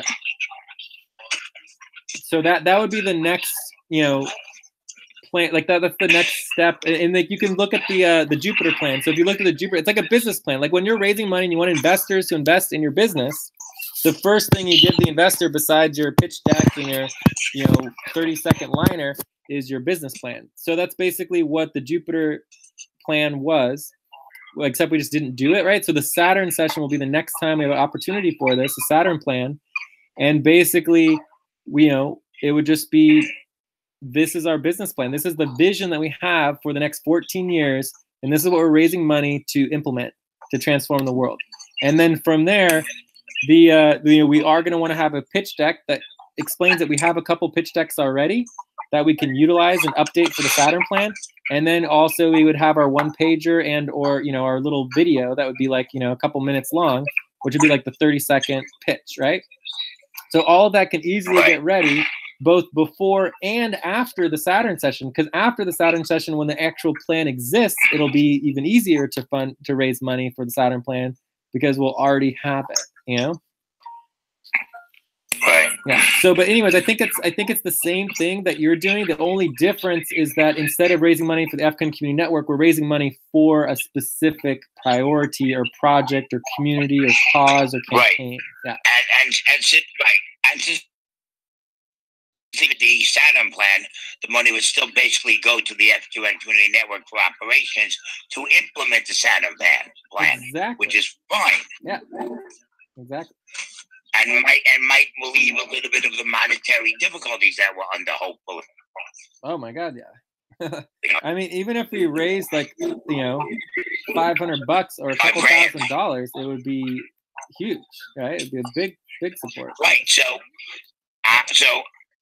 I am going to get with you and we will prioritize this. Maybe me and Jorge will work on it or something, but we will prioritize it. And what we already went through for today, within the Saturn session, it's step 4, right? So step 4 is... Yes, it is. Yeah, step 4 is preparing for the asynchronous session, which includes, you know, all the details relating to the plan and the causes. So we can add to this. We can basically add, you know, a fundraising. It says fundraising money for our plan of cause. It says that. Yeah. So that's basically. I think we're all talking about the same, potentially talking about the same thing there. I just want to prioritize it a little more than you do, because I think that we really need to make some money in. Yeah, I mean, I agree. We need to make some money in, but what I disagree with, and that's what this proposal is right here, that the broader overall model. You know, here I'll put it the opposite. The opposite concept is that the network is not in the business of raising money or funds or making money, right? It's in the business of transforming the world, right? Right, but to transform the world, you need every nonprofit that's trying to transform the world has a paid staff to help it do it, and we're raising money to keep that paid staff to work on changing the world. Yeah, but not all the hands. But the idea is that the network itself isn't doing that. The organizations, businesses, causes are what is doing that, right? So. So what I'm saying is that anybody, including us, like we have 5 people on right now, right? 1, 2, 3, 4, 5 of us. We could all decide right now to start a business and start an organization and build clientele and run it, right? And I would be happy to help you do that. But I personally, in the African Community Network as a whole, is not in the business of making other people money. It's in the business of transforming the world, and regardless of the money, and supporting the causes and organizations and networks. Like, because trust me, you can get so tied up into making money that that's all you do. It happens all the time. In fact, most nonprofit organizations, like the big networks, more than half the money goes to raising more money. Oh yes. You know, so what I'm trying to say is that 90% of the money on the dollar goes to the cause. Yeah. What? Say that last part. I missed that last part. The United Way. I said the United Way. Any cause under the United Way, 10 cents on the dollar goes to the cause. The rest goes to payroll and advertising and setting up. So that's an example. 90% can go to just making money. So making money I think that making money is overrated is basically what I'm saying.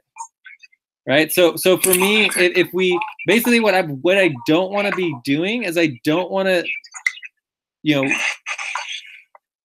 like the people who are raising the money in the network and the organization, which there are many organizations and business under our network that are raising money and paying themselves and paying their groups. They should get supported. People who are not raising money shouldn't get supported. Like that should just be the way that it works, right? So it's like if people want to raise money, we can always do that, but it should be an initiative from the people who want to raise money instead of forcing the people who are raising money more money on behalf of people who are not raising money. I don't think that's a healthy organizational strategy. you know. So anyways, hopefully, I don't know if that makes sense, but, you know, I think everyone should be able to speak on it. And if you guys want to talk more. Altruistically, it makes sense to me. But from the business, you know, point, and from the, you know, of the network surviving at the moment point, it doesn't make as much sense. But see, I would disagree. You understand that? No, I would disagree. I would say that currently the network's going to survive no matter what. And I'm going to do my best to do that. The more we can cut the budget, the better for the network's survival. Right? But then the work doesn't get done. Sure, that but makes the network survive. What work needs to get done? What is everybody doing every day? Work that brings more money, like client work. No. Work that changes the world. That's the object I hate. Not work that brings more money. Work that'll change the world and change politics and change the planet we live on for the better. That's what the work that needs to get done is. But to get that work done, you need to do the other work that isn't as altruistic. Which is the bookkeeping, the accounting, the documentation, and all the other stuff. Yeah. So I think we can all agree that there's plenty of work to do, but the question isn't, is there work to do and can we pay people to do work? The question is, what is the work that absolutely must get done that we have to do, right? And for me, the answer would not be getting more client work. Like getting more client work and doing more fundraising is not the job of the EighthMoon Community Network, right? Right? The EighthMoon Community Network doesn't go outreach to clients. Who does go outreach to clients, right? Is a business or an organization or a cause or whatever the group is that's doing the work. That's who goes out and gets new clients, right? So another example would be, you know, yes, we have to do our taxes. We have to do our government compliance. We have to do that. But do we need to spend $9,000 a month to do the basic necessities to keep the network going? I would argue no. We don't need to spend that much money. We don't have any clients right now. There's no work that we have to do except for Jorge entities. There's really not that much work we absolutely have to do. You know? Good cause group maybe now, and good cause group's not paying us a dime. We don't have to do anything for good cause group. Okay. You know, so we're actually paying good cause group like, you know, $1,300 a month. We're losing money on good cause group. So I guess my point is just like, actually it's not a point. My question again is, you know, what is the work that needs to get done and how much money do we have to actually spend on it? Setting up the Saturn project, doing Jorge entities, doing government compliance. Cool. So if we can keep Jorge entity, let's write this down. But I think this is actually a really important point. Most important work, Jorge entities, government compliance, taxes, and there was one more you mentioned, Saturn session, right? Saturn session, you know, maybe doing some fundraising, right? So this all needs to happen. Perfect. Okay. How much does that cost? Jorge entities, we know we have maybe $500 to $1,000. He hasn't gotten back to us. I don't know if he is. I don't know what to do about that, but it's like, he's not a great customer. I don't think we'll get back to you. Exactly. So anyways, as long as if we can spend less than $500 to $1,000, we're good. We're already spending more. Already spending more. We're actually losing money on this, right? Losing money on this at this point, right? Which is perfectly fine, but it's like, right? That's fine. Government compliance, another easily $500 to $1,000 a month, right? And I always want to make sure. One of the things I have as a policy proposal is doing annual budgeting, because we always talk about monthly budgeting, but it's not realistic, right? It's annual budgeting. So this is $12,000 a year, right? So we don't save $12,000 a year, we're in deep shit. Taxes could be similar to government compliance. You know, I could lump that in there. Maybe we could raise this to like 1,500. So it's 1,500 times 12. 1,500 times 12. $18,000. Saturn session fundraising, maybe we could easily do $500 to $1,000. We'd be fine for Saturn session. What is there anything else? Can you think of anything else? Well, those are the main things that I can think of now. Yeah, no, I know other external clients though. What about Plasma? Plasma would be part of our global network. You know, we could do some Plasma, would be good. But again, it's like $200, $500. Like, we don't have to do Plasma. It's technically optional. Right? But I would love to see the global network happen. So the global network is $1,000 per octant times, 10 or 8 octants is going to be a minimum of just local. That's 8 times 12. It's a minimum of $96,000. I think we might be able to get this down to like $30,000 to $40,000 a year. If we really got, obviously, these octants. This is not paying me. It's not paying Steve. It's possibly not even paying people like Jorge and Miguel and other people, but people in the world who are willing to work, who are able to work because they have such low costs. We can build a global network, people getting, $200, $300 a month. It's technically possible, right? So for me, that's the budget. Anything more than that is not part of the network. It's part of a separate campaign that's raising money that's intersected with the network, right?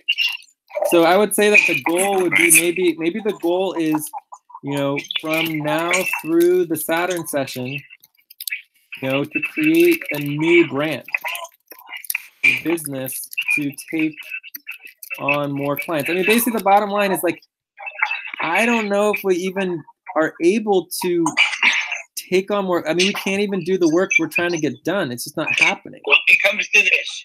If the new brand is specifically the ones doing the client work, and that new brand is made up of the right people, then you can do it.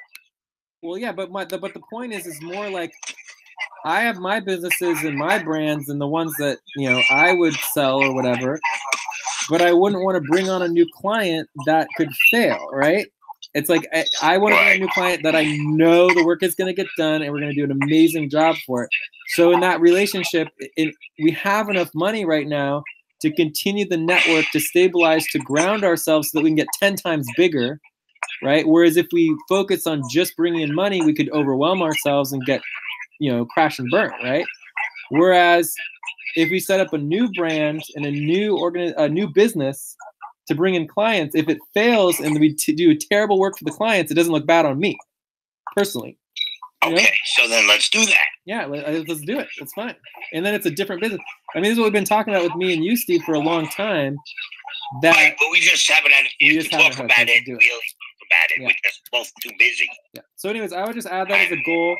Some sort of new business, new brand that can maybe with Jorge over there, or with a SIP or whatever, or all of us. But yeah, it could be all of us together. We could all collectively create a new business together.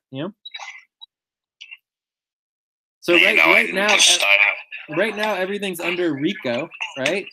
And then now we have UMBUS, but UMBUS is not a business in and of itself. Like UMBUS doesn't take on its own clients. It just is an umbrella business. So then we need a business with, that actually does things. But if we're going to create a new business and people are going to take equity in that new business and that new brand, that new business and new brand starts with $0 and therefore can't pay people. Does that make sense? Right. Until it has new clients. And then once it has new clients and it brings in money, then it can pay people and either is successful or it fails. But the idea of the EighthMoon Community Network paying exorbitant amounts of money to keep people on the salary to do work that could technically not done as well, but could continue at half the cost. Like we could probably keep going at $3,000, $4,000 a month instead of $9,000 and be okay, right? So that's really what it comes down to. And I think that right now we're not going to decide anything, but let's keep talking about it. Let's add this new goal of a possible new brand to bring in more clients. And yeah, move it forward. You know, and the key about bringing a new brand is that people have to take ownership of it, right? It's like, it's not, for me, it's not enough for just me to personally bring in my clients in context so people get paid, but that they don't actually take on responsibility of the relationships with the clients. Right? That's what needs to change. So in a new brand, in a new business, if everybody has equal commitment into it going in, it's like you either sink together or you stay up together, you know? And the EighthMoon Community Network can support the new business to be successful and to even invest in it and support it. It's just like, it wouldn't be the EighthMoon Community Network, it would be something else. And that's fine. Yeah, and that's fine. Just like Good Cause Group is a partnership between you and Mel, and you know, we can figure out all kinds of things to do. Well, actually, Good Cause Group is Mel's. Mel has 80% control equity within Good Cause Group. Our partnership is called Title Cause. Title Cause is our partnership. Oh, okay. Yeah. So that's Title Cause. Anyways, let's move on to the next topic. I think the next topic is midweek check-in. Okay. I don't know if we need to take a 5-minute break before we get into it, but we basically we missed half of the hour. We want to do our midweek check-in. We want to prep for the full moon. We could even break up into buddy teams to do that and do them both simultaneously if we wanted to. Yeah. So do you want to take a quick 5-minute break and then jump into midweek check-in? I think so. But this is a really, really important conversation we were just having, because if there's anything else that someone wants to say here to move forward or finalize this, I mean, this is a good opportunity to potentially bring in more money. So is there anything else anyone wants to say on this topic before we close? Nothing, but the only thing I'd like to say is that, you know, hopefully one day in this coming week, maybe doing a drama to meet you, and if he's interested, can actually prioritize actually having a little long conversation about this and what we need to do to move it forward. You know, I would like to prioritize it as soon as possible, just because I think it's necessary for us. And no wonder we have another client coming in. It'll take the strain of our payroll off the organization, you know, because we'll get paid from an outside client. That would take the strain off of the FQN for my salary, or for you for my salary, and maybe Jorge's salary and whatever. And it's just, be a good thing for everybody. Yeah. So I'd like to prioritize it. We're really close on finishing that part of tax for 2015. We're not saying we're going to stop working on Jorge entities. No, but I mean, we are close on the 2015, so we can spend like 45 minutes on that proposal. Right, we can talk about it. We'll see what happens tomorrow. That sounds good. Yeah. You know. Yeah, cool. But we will be done. What he's talking about is I found new forms we had to fill out, and we had to do the farthest forms, but we'll be done with all that for 2015 tomorrow also. Great. So. Yeah, that's awesome. That's awesome. And I mean, we are technically bringing in money with that, and we can always try to negotiate more money with Jorge. Hopefully, I'll see him in person. We're just waiting to hear from him. Yeah. So hopefully I'll see him in person soon. I mean, he is in California as opposed to Mexico right now, and I mean, I could give a huge update on EGZA. I mean, there's so much going on in there. Like, my relationship with them is not so great. You can imagine why, right? But I am still involved. We are bringing in money, from that. Without that, we'd have to even slash our budgets even more, right? Because I'm basically pay that would normally go to me, paying it to the organization to keep us afloat. So, and I can't do that anymore. I mean, I just can't continue to do that forever. It's not sustainable personally, right? So in the context of the bigger picture, I am working my butt off to do everything I can to bring in, more funds and more clients through EGZA, through the network within EGZA, as well as from other projects and programs and Canopy and other things, but I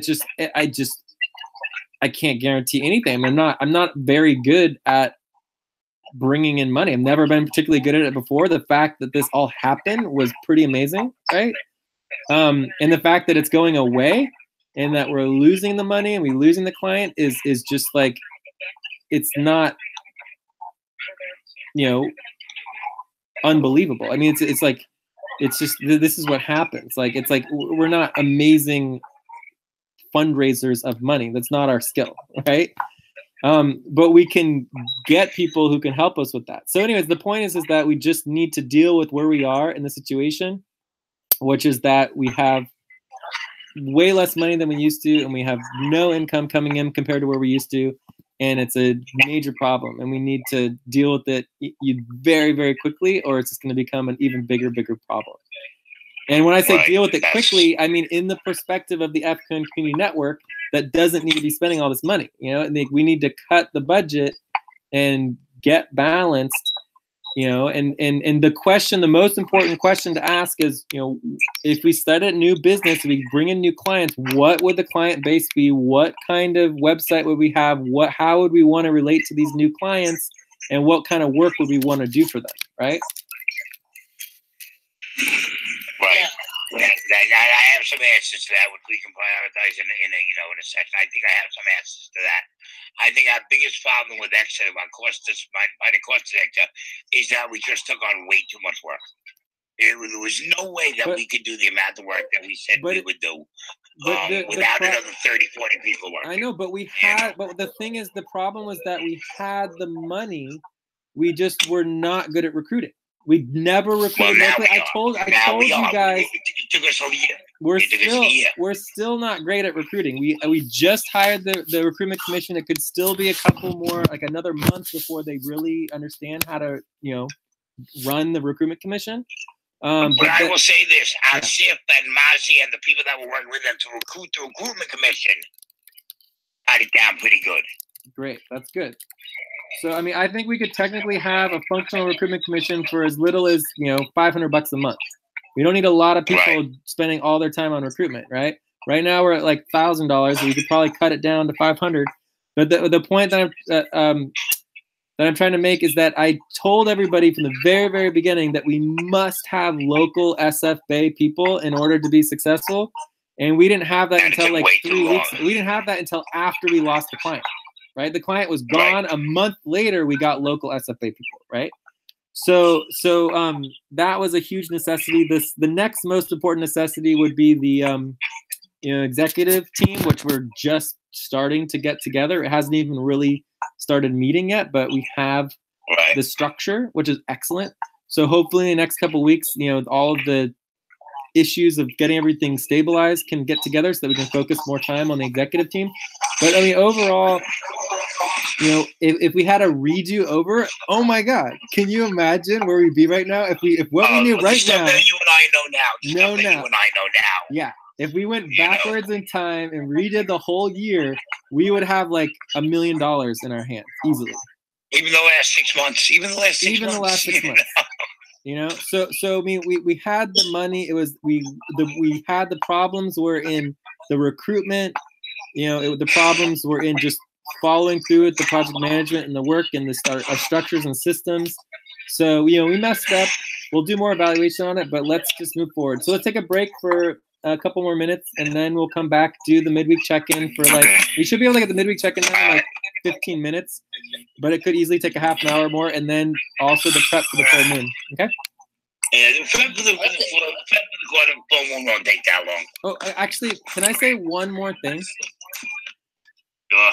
It's like we talk about all this stuff in the relationship to what do we need and what's going on. I mean, ideally, we would have at least $50,000 just to barely run the global network, right? And that would be like, you know, $3,000-$4,000 a month to run the global network for the next year or so, and cut as much as possible, right? That would be like ideal, right?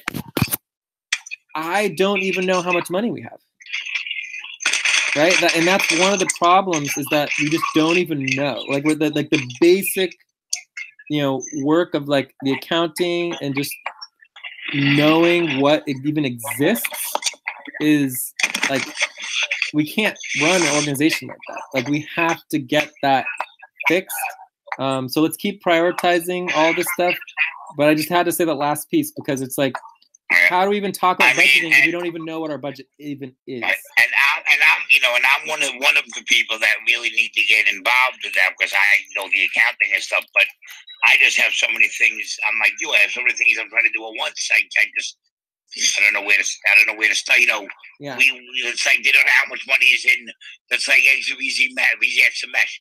There might be $250,000 floating around in there. We don't know because I don't have time to get to it. No, there's definitely not $250,000 lying around anywhere. I wish. Oh my God. You told me that number. Well, no. Yes, we did. We had over $200,000, and it got cut by like a ton. We lost way over half of all our money, like disaster stuff. Yeah. Okay, so anyway, well, in the context, 6. All right. Yeah, it 5 minute break, went down. guys. Wait. One other thing. This is important. So, Okay. what was it? It was so there's okay. I know that I could. Okay, let me back up another sentence. In the relationship to the systems and processes that we were talking about earlier, the most important thing when I say we need accounting, I'm not talking about getting our accounting done. The most important thing are the processes and the systems of how we train people on step 1, step 2, step 3. This is how you get the accounting done. That's the important part, so that we can train people and have training videos. Like, I truly believe in 3 hours, I could sit down with someone, create an entire system, and train them and have a training video to be able to train others on how to get all the accounting done for organization. It doesn't take a lot of time to do that. What it takes specifically discipline to stop and actually create the system instead of worrying about getting it all done too quickly, right? And then 2, it takes commitment, and intention for someone to take on that responsibility and to do it until it's completed, right? So that I don't think time is necessarily our problem, right? I think it's really more of getting the system set up and following through with those systems, and then getting people committed to doing them. Yeah. So, anyways, check on that. Right. It's like Lucy took on the responsibility of doing the Saturday section, and she is doing the work. Part of our decentralized system where everybody gets to do parts of it might be our holding us back. Like, also, maybe you need to find 1 or 2 people to take on the job of being trained in the accounting and doing nothing but the accounting work. Mostly the accounting until it's done. Yeah, but so like when I train you and Lucy on how to do accounting, I'm not training you and Lucy on how to do accounting. I'm training Lucy because Lucy has more time to train someone else than I do, right? Yeah. So Lucy can understand it, and then Lucy has 10 times more responsibilities than she could ever do, right? Lucy is jumping in on the executive team. She's got so many things going on. It's insane, but she can train other people, and so we need to get better at her training. And she can move forward and learn these skills in order to literally just train other people, turn around and train other people. Right, which is what I've been trying to do with Anthony's and with the video, with the voting forms and everything else. I'm trying to get other people to do them. Yeah, but the key needs to be not on getting the work done, on building and creating the processes and systems of step 1, step 2, step 3, like the responsibility organizing. Where is the link on creating voting forms? Right? Where's the link? Where are the steps? It's already on the doc. It's already on the doc right here. It's on the doc. Great. I put it there. I linked it. Great. I don't know if I saw it, but anyways, yeah. Is it not? It's not indexed. It's not indexed because it's not YouTube. Oh, this is it here? Okay. Well, no, but yeah, it can still be there. Cool. So this is the new video. It's in there. But it's in there. So this would be a task, right? So you want to add this as a task. Add this training video to the training video list. Okay, so I need 10 minutes because I have to go do some recycles with the family. And so when you guys get back, maybe Steve, Jorge, Lucy, you guys could start without me and keep going. Okay, yes. Take a 5-minute break. 5-minute break. I'll be back in like 10. Okay, thank you, Jeff. Yeah, no problem. Good work. Be back in 5. Yeah. All right, I have 10 minutes.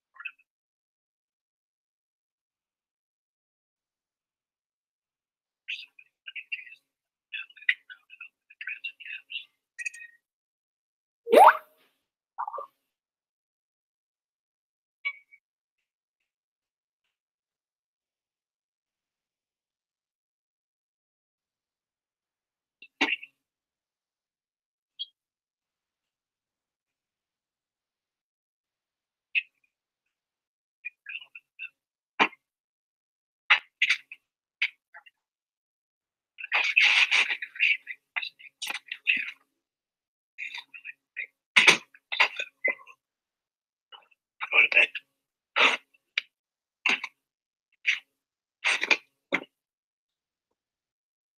Still got nothing ready. Wait, it's one.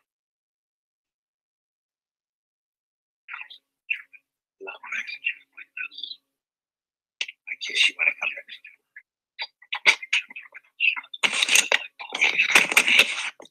Hello. I'm back.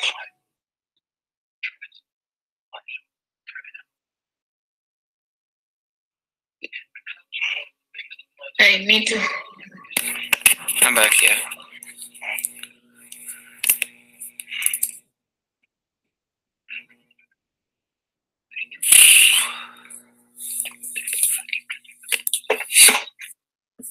So Lucy, does somebody want to get the midweek check form spreadsheet?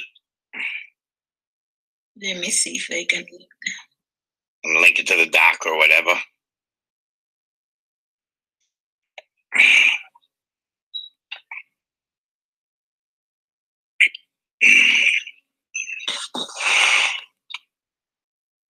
Oh, I'm back. Hello, Lucy. Hello, Steve. I'm teasing Lucy. Like Lucille Ball, from I Love Lucy. Hello, Lucy. Hello, Steve. Hi. Listen, laughter makes the world go round. You know, if everybody laughs a lot, we'll be a much better world. Yeah. You know. Okay, so is somebody finding the midweek check spreadsheet? Yeah, I can put it there. Already Where's there. that? It's there. It's there.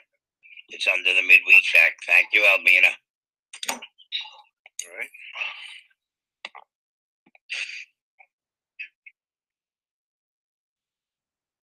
The first thing we have to do is add the first week of the of this month.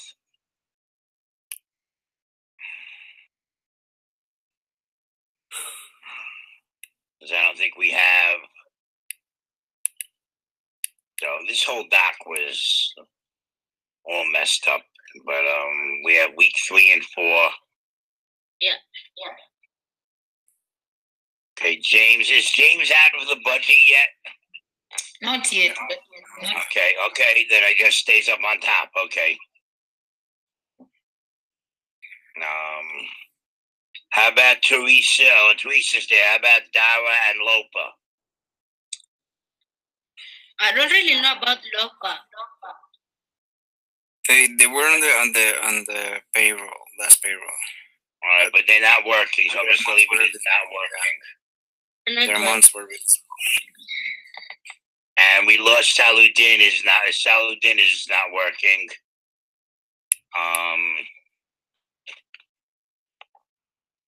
And Mammon is working. He has no exemption left. This is his last. He has no exemption left. He has to be checked this week.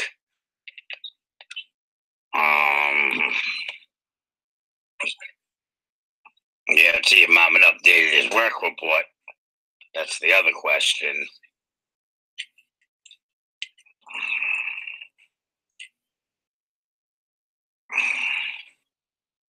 And I know Lucy showed Mammon how to do it because it's on the bottom of the thing. Yeah, I did. I know, but he's still. The last thing he updated was Saturday the 17th to Friday the 23rd. It looks like. I helped him in his work report. I think it's right, but he hasn't done anything since the 23rd when you did it with him or somebody. So can we start checking people on midweek checks? Well, could somebody fix the midweek review docket and add another column? We have to add another week on. Yeah. We have to add another month on, actually. Yeah. The problem is with the Mamoons. One, you saw him how to do it right away. He will come later and change. No, that's a problem. I spend it. I showed him well, Albina. Who Mizbah back there? Mizbah's gone. Mizbah's done. Yeah. Mizbah's done. So somebody just put Mizbah back in there, but Mizbah's done. Move it down to the bottom. Somebody make the page for next week, for this week, please. Okay, I'll make. Thank you. I'm moving Mizbah down to the bottom because Mizbah is no longer working with us. Okay, I thought just the one who was just putting it around. Mizbah is gone. Okay. Yeah, Mizbah's gone. I already moved it. Yeah, I'm just make it yellow now, and I'll make it yellow and stuff. But Mizbah is now gone. Yes. Chose not to be with us anymore, and that's fine.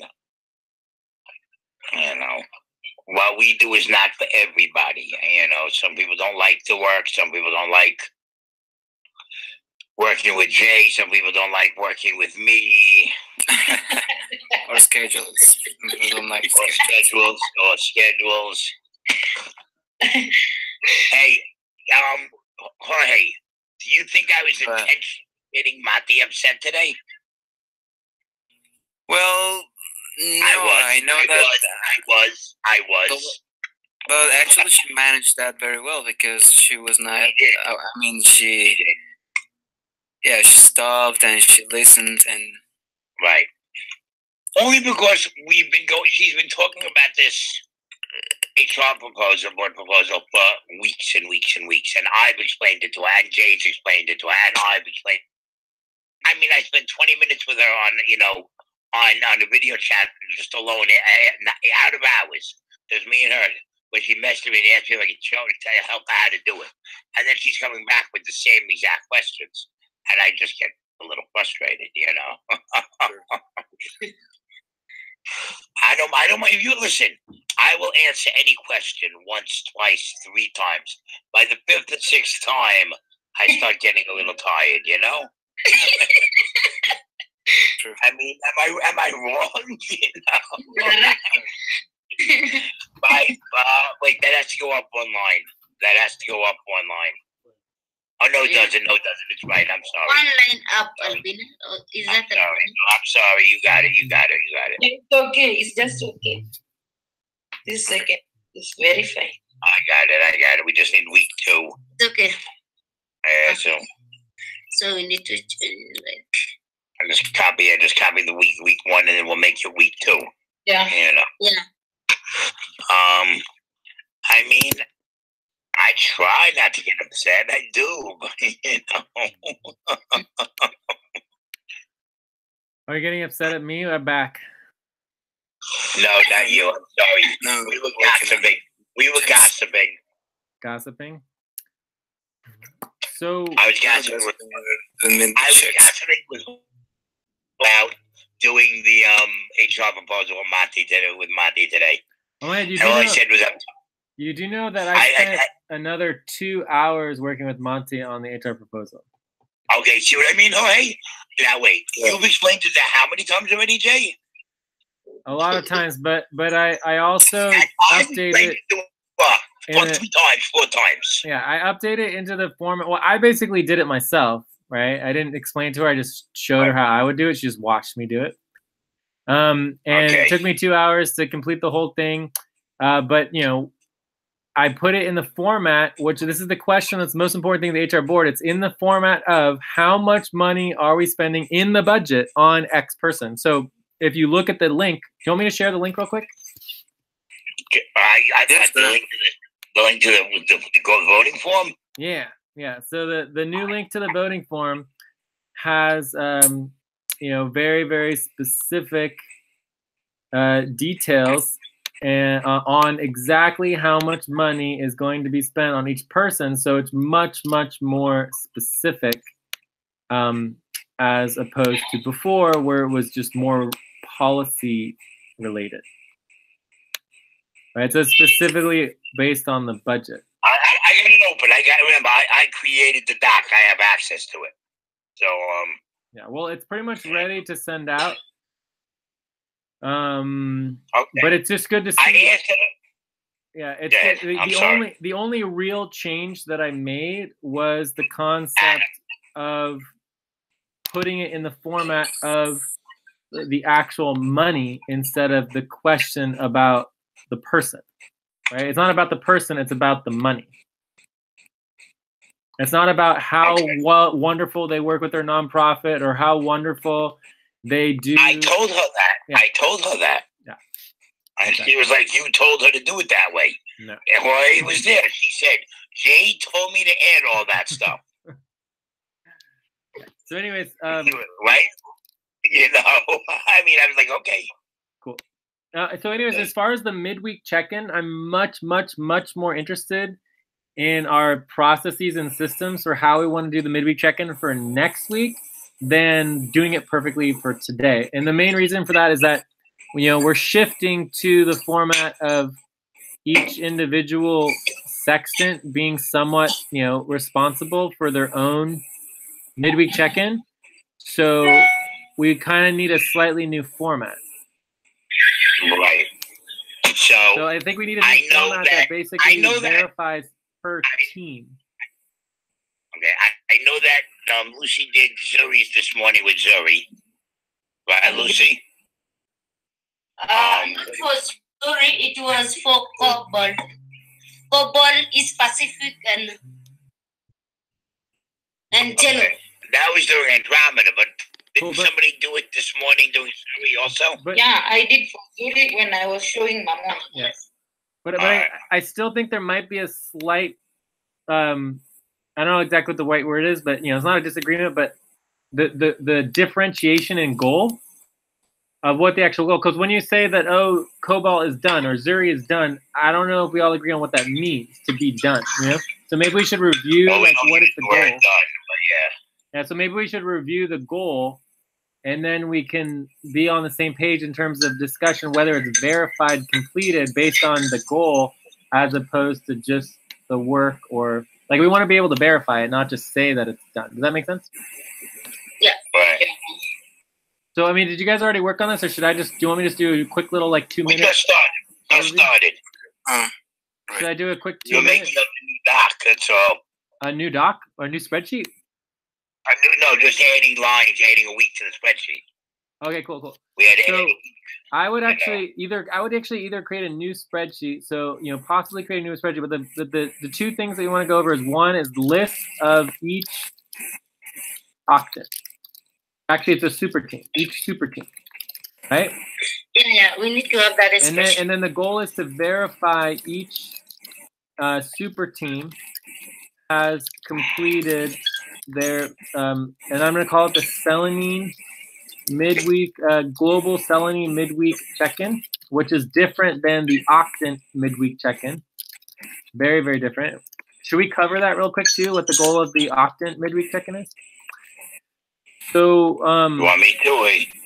Maybe we do that in a little bit, and then so that the goal for each verification is. Does anyone know what the goal is, or should I just say it? Please go ahead. So the goal is 33, final 33. list of who is and is not on soft stop Okay. / hard stop. Okay. Yes. That's the goal, and then that should be verifiable, right? Each should be verifiable within each individual super team list whether the work is getting done. Cool. So I think that's pretty clear, right? Steve, Yeah. you said you were going to add the other thing? No, you got it. Okay. Got it.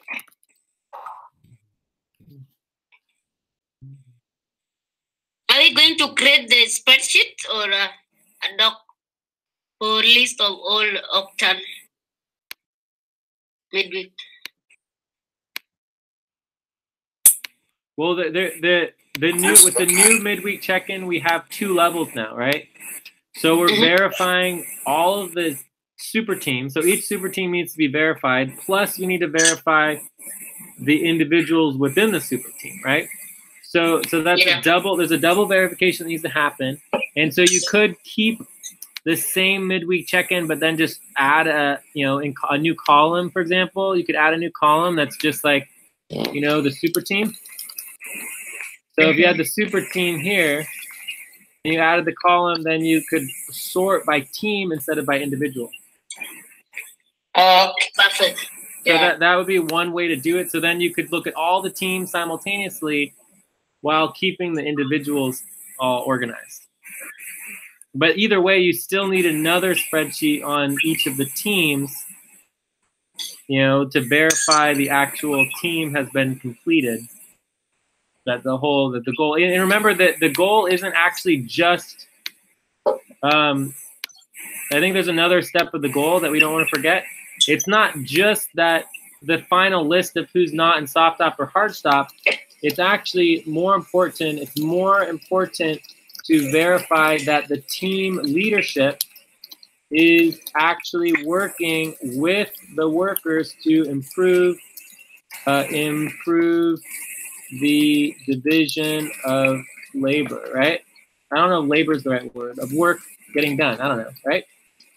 So what we really should be verifying is not just that there's a list of who's on stop, but that the actual leader within that super team is actually working with the people who are problems, and helping them move up to where they need to get to, right? Okay. Like, because that's much more important than just, oh, this person's on stop. Well, who cares if they're on stop if nothing improves from week to week? Like, who is actually going to work with that person and help train them or work with them, or determine that they're unhelpable because they don't speak English or whatever the problem is, and address the situation, right? Well, I will say that after telling people the last couple, not the last couple, but earlier, like my first 2 or 3 weeks, we were telling people they were on soft stop and speaking to them individually about it, and those people have stepped it up and been good the last 2-3 weeks. Cool. So something was working. Yeah, it's definitely working. Yeah, well, we're seeing a huge amount of progress overall. Like, we're making a lot of progress. I'd say we're getting towards the 50% mark. So in the context of the difference, though, this is the first week we're doing the new check-in, which isn't just on 50%, right? Because the individuals, it's just 50% assigned work, right? But the actual super team is required to do 33% client and 33% internal business ops. Okay, so somewhere, somehow, we actually need to look at not just the percentage of each person, but the percentage of the team itself. And that's what I said I'd asked our agent today, and I guess he didn't hear me. Was to add them all up and do the percentages. That's all right. Well, it should be really easy. Once you have it done. Wait. But also, let me finish. What I said the other day is, you're saying 33%, 33%. But like I said, you might have some teams that are 60% for client work and 10% internal ops and 30%, for the other work. So you have to be careful the way you say it. Because just because that team's not at 33% for internal ops, they did 60% client work, they're still meeting the mark. Okay. Jay?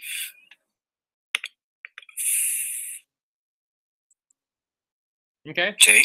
I would agree with that in general. I think you're right that the goal is 66% client and internal business ops work. Yeah. With a minimum of 33% in each.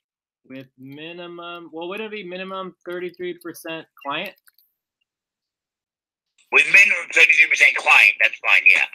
With minimum 33% client, yeah. Yeah, so this is the goal. 66% client internal business ops work with minimum 33% client. I think that's the goal.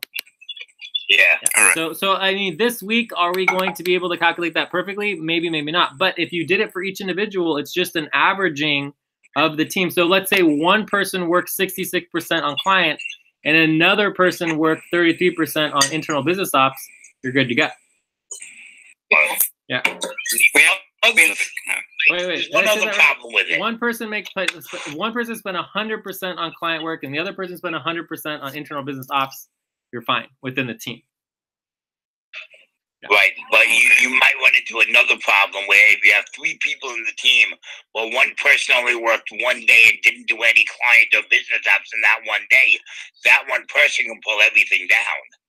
Well, no, but we're doing the whole week. It's got to be the entire week. And remember, and this is the important part. Like the step 1, we haven't really covered the steps of the midweek check-in, but step 1 of midweek check-in is the previous week. Right. So our main focus isn't actually on this week. It's actually the previous week, and the reason for that's obvious. We just don't know what's going on. We have the full week's numbers for the previous week. Exactly, the full week's numbers. And if people are meeting their goals for the previous week, the probability that they're not doing it for this week is very low. So basically, you meet last week's goals, we basically ignore this week. And then if you didn't meet last week's goals, then we're going to take a closer look at this week.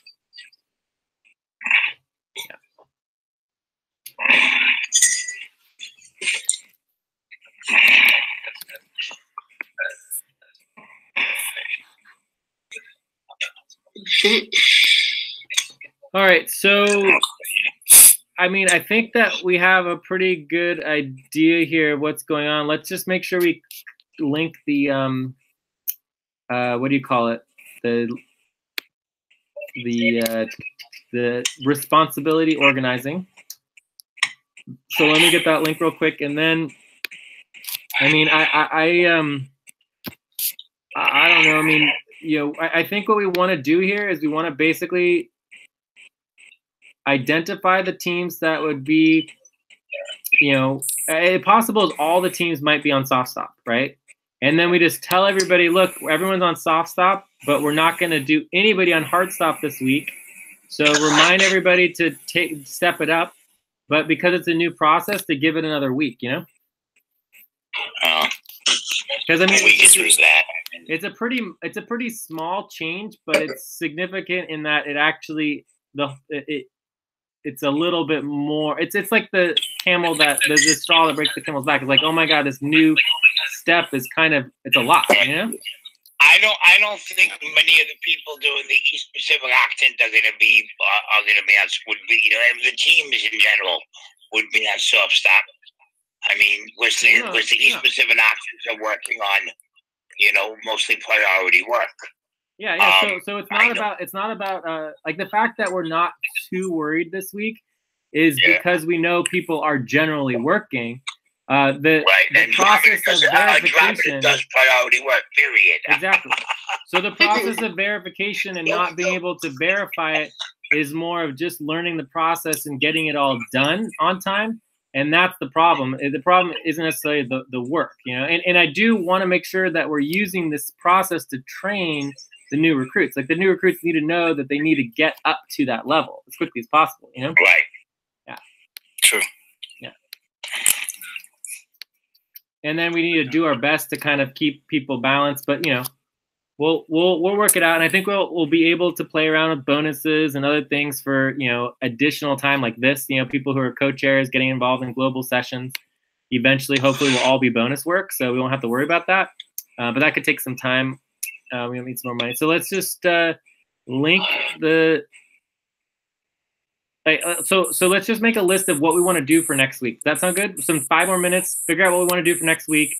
Tell everybody's on soft stop because the midweek check-in wasn't completed properly. So, but we're not going to do what day next week is the midweek check-in? Let's start with that. Well, it should be around Wednesday again. I'm looking now. I'm looking at the calendar. There's an eclipse session on next Monday, just so you know. Ew, wow, what eclipse session? For the full moon. No, Series ellipse. A Series ellipse session. What is that? You mean for the full moon? A full moon? It says Series ellipse session on Monday. Yes. Is that the full moon? Ellipse? What's an ellipse? No.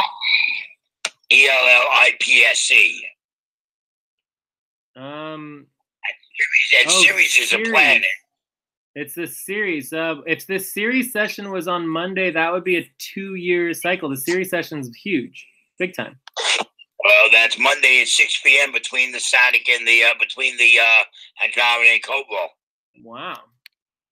Well, that would be so you missed that one, Jay. Well, I'm off on so many things. I don't think we even have our list of planets yet. Of all the sessions. I don't think we have a list of. Do we even have a list of sessions? I don't know if we do. Not yet. All right, so this is it. This would be 2018 was the last time. No. So the next eighth moon session would be Wednesday night, I think. Let me see. I just lost it. My calendar moved too quick.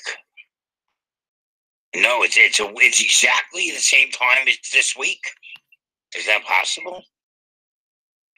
I think it's supposed to be aphelion, not a eclipse. It says here that the series Perihelion is on Saturday, 21st of April, 2018. Well, somebody has it in here on There is the other one on 3rd April. Is there nothing on Monday the 2nd? I think yes, Monday it will be Tuesday hours time. Yeah. For you it will be Monday. It is Perihelion. I don't know who updated as eclipse. I know that would probably be. It is a Perihelion. It's not an eclipse. Who says it's an eclipse? No, it says ellipse. Ellipse, yeah. So this is a series session. Sorry. Yeah, so it's just off by a few weeks. It's actually Saturday, the 21st of April, 2018. Okay, so we just need to update that, and that might actually overlap with the Saturn aphelion. So and that would be what you wanted to do. The daytime, yeah. Yeah, so the daytime. Saturn at aphelion is Tuesday, the 17th of April. So let's see the time I think here. that's the So same this day. one, well, no, it's off by 3 days, but it's within it's a perfect timing with the Saturn. So you'd have one asynchronous session, which would be the Saturn session. It would be the Saturn asynchronous session, and the Ceres session would fall within the Saturn session. The question is, what about the timing? So it says it's at 1900 UTC, minus 8 hours during the day would be about 7 o'clock, right? In the evening. Yeah. Yeah. So that could potentially be a perfect time to do a local fundraising event during the Jupiter session. Oh, and know what's perfect about it? It would happen 3 days after the Saturn session, so we would already have the draft Saturn plan with all of our priorities set up. There you go. Yeah, so we could actually use it. Next week's EighthMoon is exactly the same time as this week's. Exactly the same time? Wow. Exactly the same. Unless somebody messed up, it's exactly the same. Well, we can easily verify that. So there's a lot of time, scheduling and calendar priorities that need to be updated. So let's add that to our list. Verification. I think there are a lot of Schedule and calendar responsibilities. So this is going to be a project. Yeah. So let's get Zilu on that big time. Zilu's a pro at that stuff.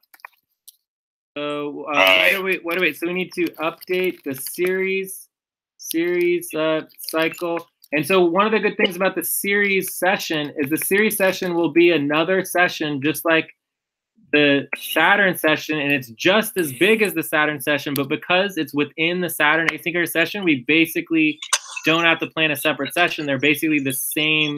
They're going to focus on the same thing. Okay. Right. He doesn't have to plan a separate. Will be overlapping or not? Yeah, they'll be overlapping. 3 days. They're within less than 3 days from each other, so they overlap each other big time. And they're most likely there'll be other sessions. There'll be like a lunar session, either new moon, full moon, eighth moon.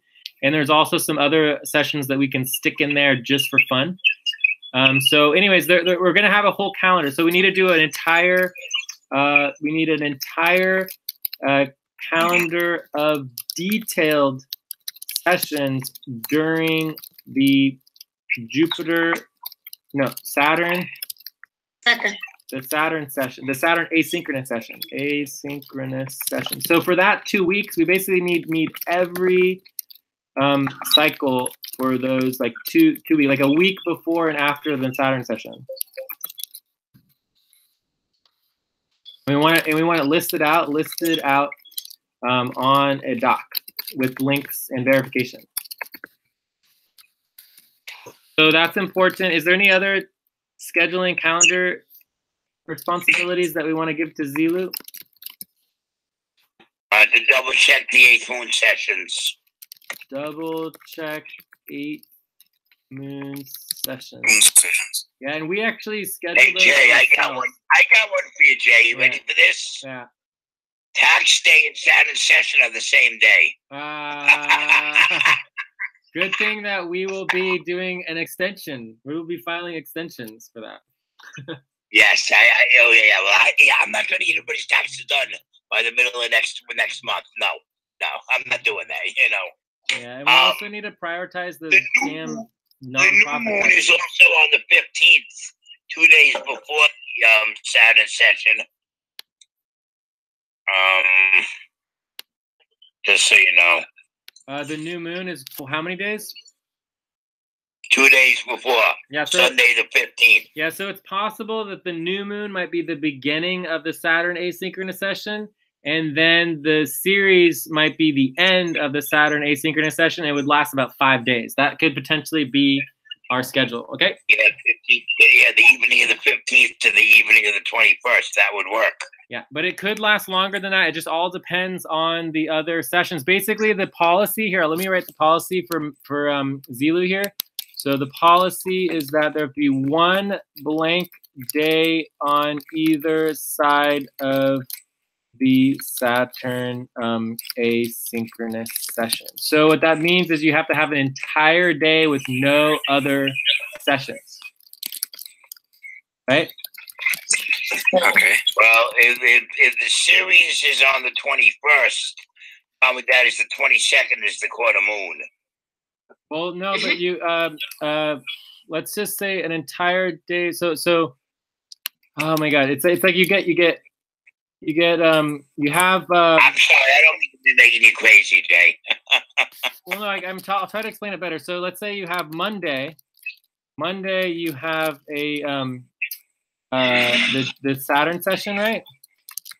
Right. So then there could be no session on Saturday or Sunday or Tuesday Monday. or Wednesday. Does that make sense? So Yes. the way that works is if there was a session on Saturday, then it would overlap on the Sunday because you'd have the Monday and the Sunday overlapping, and you wouldn't have one day between each of them,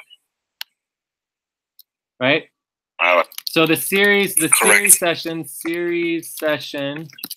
needs one day between each, and the Saturn session. So you technically need two days between the series and Saturn. Anyways, the point is that it's the minimum is like 3 days, right? That makes sense? Yes. Yeah. And then you need and then you include all the other sessions that are within that umbrella, and then it extends out. You know, it can even be as long as a week, even a week and a half sometimes, with how it works. But it's pretty rare for them to get that big. It all just depends on how much detail we go into. All right. Cool. Awesome. All right. So, anyways, hopefully we'll have that all organized, but most likely it'll probably be about 5 days. Estimated will be about 5 days. All right. At least now you have another session in there during the day, you know, where you can do a daytime session if you want to. So.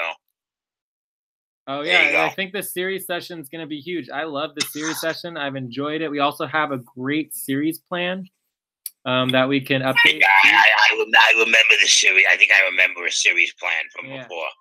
We did that was there. I remember it. We did the series session a long time ago. 2 years ago? And 2 years ago, 4 years ago. Oh, and the other thing that's important to note is that the series session is like the Saturn session is a major event, and it's called the Beyond Legion. The series session actually is Legion. So the Legion session has a specific purpose similar to the membership meeting, which is the Mars session. So for the Mars session, we do the membership and we appoint the board. At the series session is the public elections. Man, would it be nice to do our public launch with all of this? But anyways, so no way. I'd love to, and I know we're not. We're not gonna do it. If we can just unite all of our internal, external organizations, will be great. That'll be amazing. So let's just use all the organizations that already exist within us, our network, and then that'll be more than enough people. Anyways, people from Facebook. Yeah. So for the series session, we're supposed to run an election. Right, it would be our first election. We do this once every 2 years. We do an election of it's the Legion election. It's like you know, it's basically like an asynchronous election, similar to our normal elections, except it's like the election, the important one. You know. It's the only time that the Legion chimes in. It's like I don't know. I'll have to explain it in more detail when we have better time. All right. Right. So the membership to vote on the membership meeting, you have to show up. Right. To be in the Legion, you don't have to show up. It's asynchronous. So the membership is always direct, active involvement, whereas the Legion is not direct action involvement. So hopefully that's a good enough example. So let's go over the midweek check-in steps for next week. All right. Okay, and then we'll be done. We're scheduling for that one. And then we have to do some quarter moon scheduling. Okay, for the full moon prep. Full moon, rather. So next steps for midweek check-in next week. So the first thing is we need a new tab or spreadsheet listing each super team with the percentage. It's 66%. We already wrote it down here. Where is it? Oh. 33, 33, and 33. Well, no, it's only it's 66% with a minimum of 33% Right. client. Right. And this would be a percentage averaged from all workers within that super team. Okay.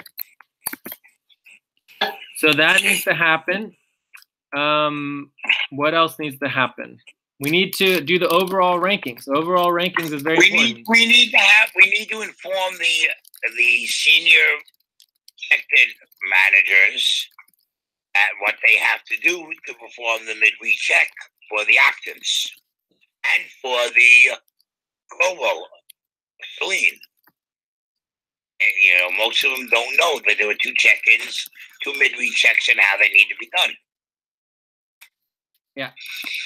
So the senior section managers, the HR rank leadership, the contribution rankings, the overall rankings, I mean, that's all going to be really important to know and identify. So we need to know and identify. This is a responsibility. Know and identify who the leadership is of each super team. Who is going to do this work? Who is responsible for checking in? And remember, the real work isn't just the midweek. Anyone could do the midweek check-in and actually, do the actual percentages. So that's easy. Yeah. The hard part is working with the individual workers to actually do 2 things. One, make sure you're doing enough client work and internal operations work. And then 2, coordinating between the other teams to make sure that all the work's getting done, right? Because if all the teams do the same work, we're not going to get very far. So that's the next thing. That the next step on the big level is actual. That's my bugaboo. Yeah. Duplication of effort. Who is doing what? And that's makes me boil over. All of the client work. We have 6 clients right now, at least like 6 to 8 clients. And we're not getting all the work done still, It's still, I don't think we're really close. We're better, but we're not getting all the work done. And this process right here is what's going to change that, because we're actually going to go in, we're going to see what work's getting done, what's not. So maybe we need to do another step that's like match the midweek check-ins to the client outcomes. For the work. I think I have a suggestion. Yeah.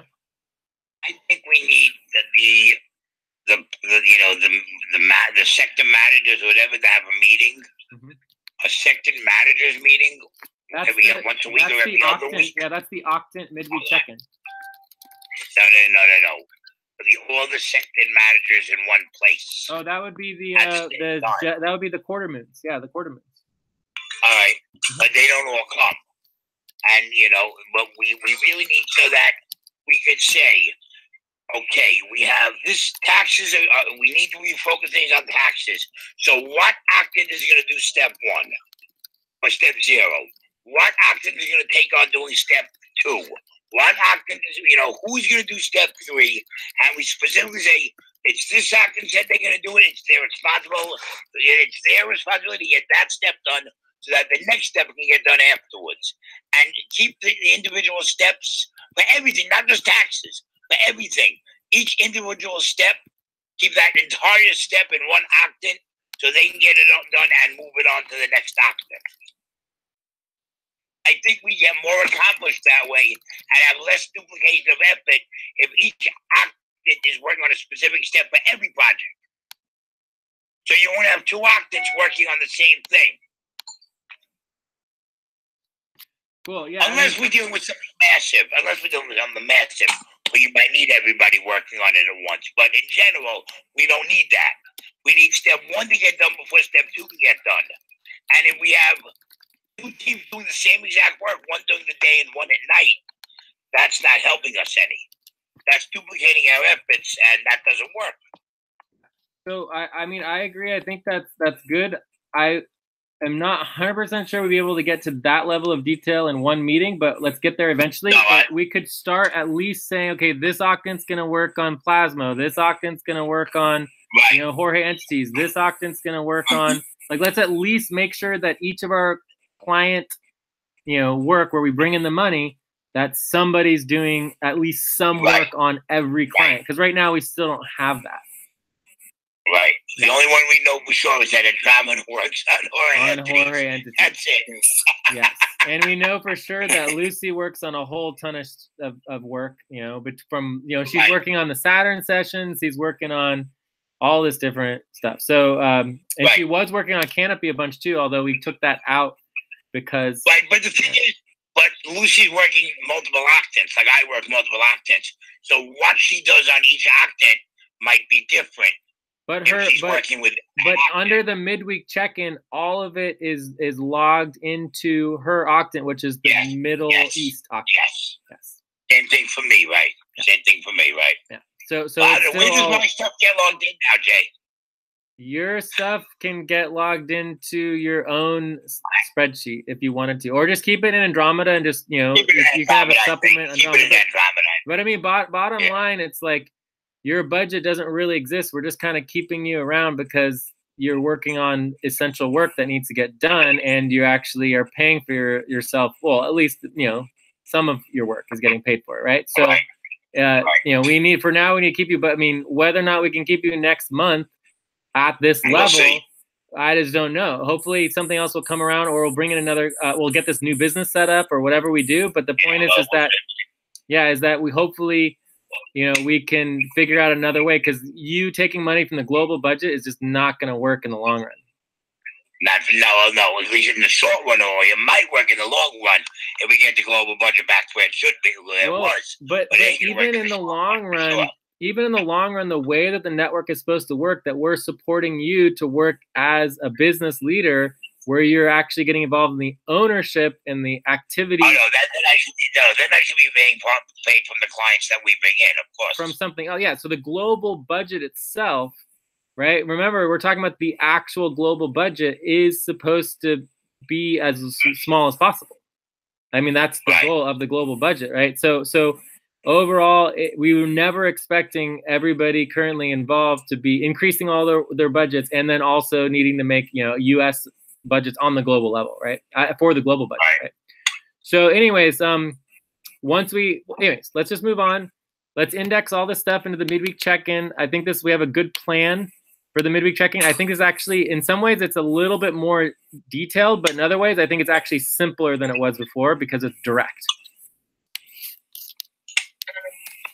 Do you have a doc for midweek check? It is on the worker coordination, Lucy. Okay, I can link this spreadsheet I already created for Super Team. Just link the worker coordination. I'm indexing the information there. Cool, perfect. And you could technically create a new doc for midweek check-in. I mean, it is important enough to do that because worker coordination is huge. There's so much going on there. But anyways, for now it's fine. Yeah, we can just create the doc and index inside the worker coordination. Cool. All right, so we're ready to move on to the next topic, or is there anything else on the midweek check-in? I think we're ready to move on. So co-chairs, this would be Steve and Jorge. Who is the third co-chair? No, Eileen? Lucy. Eileen, it'll be Steve and Lucy now. Steve and Lucy and Eileen, right? Eileen? Yeah. Okay, so Steve and Lucy, you guys are going to send out the notification to the various octants and just let people know that we're on soft stop, but that we're not going to be doing a hard stop this week. So everyone should know that we didn't meet the goals of the midweek check-in, but that we're changing the whole process up, and that, you know, we want to remind everybody this is the process, but just not, you know, we're not going to stop anyone from working. All right, Lucy, I'll write it up tomorrow, and I'll send it to you, and if you agree with it, we'll send it out, okay? Okay. Yeah. All right, Yeah. But if I'll do it sometime. If there's anyone in particular, by just looking at what we already have, that we know that they're not a particularly good spot right now, then go for it. You know, put them on soft top and tell them that they need to make changes. But other than that, I hate saying this, but we need to do that with Miguel. We need to find him some more work. We saw it happen on Friday. Yeah. You know, you were there on Friday. Okay. We need to get him trained. On what? What could he work on? What does he want to work on? I trained him on voting forms today. But voting So forms we is can- really just like it's a voting form. It's like creating a doc. It's not really like real Right. work. Right. He needs to work well, on. it's- It well, needs to be a client. Real work is that we need the, you know. He should be. I He should gotta be figure it jumping out. in on a client responsibility or a client like work job that's actually a budget, and he should be working on an internal operations. Anything less than that, He's doesn't doing make that. sense. He is doing that. He is doing that. which one? Because he's going to work on payroll setup for this weekend. Because we have to do payroll setup again. Yeah, well, we definitely need to do payroll setup for sure. Right, so But that's not. busy But most of this. that's not good enough. He needs to work on something that he can take responsibility for himself. So, for Yeah, example, if he was let going to me- be a payroll manager, then it would make sense. But he's not. So No. he would need to. There's plenty of other things that he can take on that are new that we can Yeah. easily teach him in like a week or two, even a couple days. So Yeah. let's just get him focused on like just look at the budget, all of the unbus billable work, and he just needs to choose something and prioritize it, and then we're good to go. I'll work on it with him tomorrow at some Right. point to the meeting. I'll work on it with him doing Andromeda. Yeah, but I mean, I don't think that he's to the point where he needs to go on hard stop. So let's not No. worry about it. No. Just soft Not stop. at all. We're all on soft stop. Okay, let's So, move on. so yeah. Okay, so full moon session. Okay, somebody has to pull up the last, I guess, quarter moon to see what's on the next steps. Yeah, that would be good. So we want to get the next step list from full moon. I'm already going to it from the quarter moon, from the last And then- quarter moon. I'm on my way there already. And I think we could just brainstorm priorities. So obviously we're going to want to review our new moon priorities. You know, to the percentage. We're gonna want to discuss the new midweek check-in. The new Yeah. midweek check-in process, and hopefully we can get to We're gonna want to discuss maybe some of the the actual Saturn coordination. series. Oh yeah, We're gonna want Saturn Saturn series session. session. Check out the new SC policies. session. Yeah, New yeah. policies process New already. policy proposals. Yeah. Okay. Update any proposal. Somebody has to go and pull up all the proposals from the last week and get them up there for voting. Mhm. Does anyone know the date? Is this on Saturday again? I think so. If you give me 1 second over my calendar, I will tell you. It is on Saturday. Saturday. Cool. Well, Zilu's been doing a great job sending out reminders. Yes. It's 6 a.m. It's 6 a.m. T Saturday morning. Oh God. Okay. So yeah, Yeah, Zilu's been That's doing. 3 in the morning for you, Jay. Oh God. Yeah. Actually, I think it's No, 5 in the 5 morning. in Yeah. the morning. Zilu's been doing a really good job sending out reminders, but we shouldn't be relying just on Zilu, right? Someone should be, making sure it happens regardless if Zilu does it. All right. So yeah. We're getting a big one. Invoicing. Oh my God, invoicing is due, right? Invoicing. So let's send out a reminder. Can you guys send out a reminder with the midweek check-in? That invoicing is That due. invoicing is due. Send that out invoicing is due, reminder yes. with midweek check-in for invoicing for all. Badges.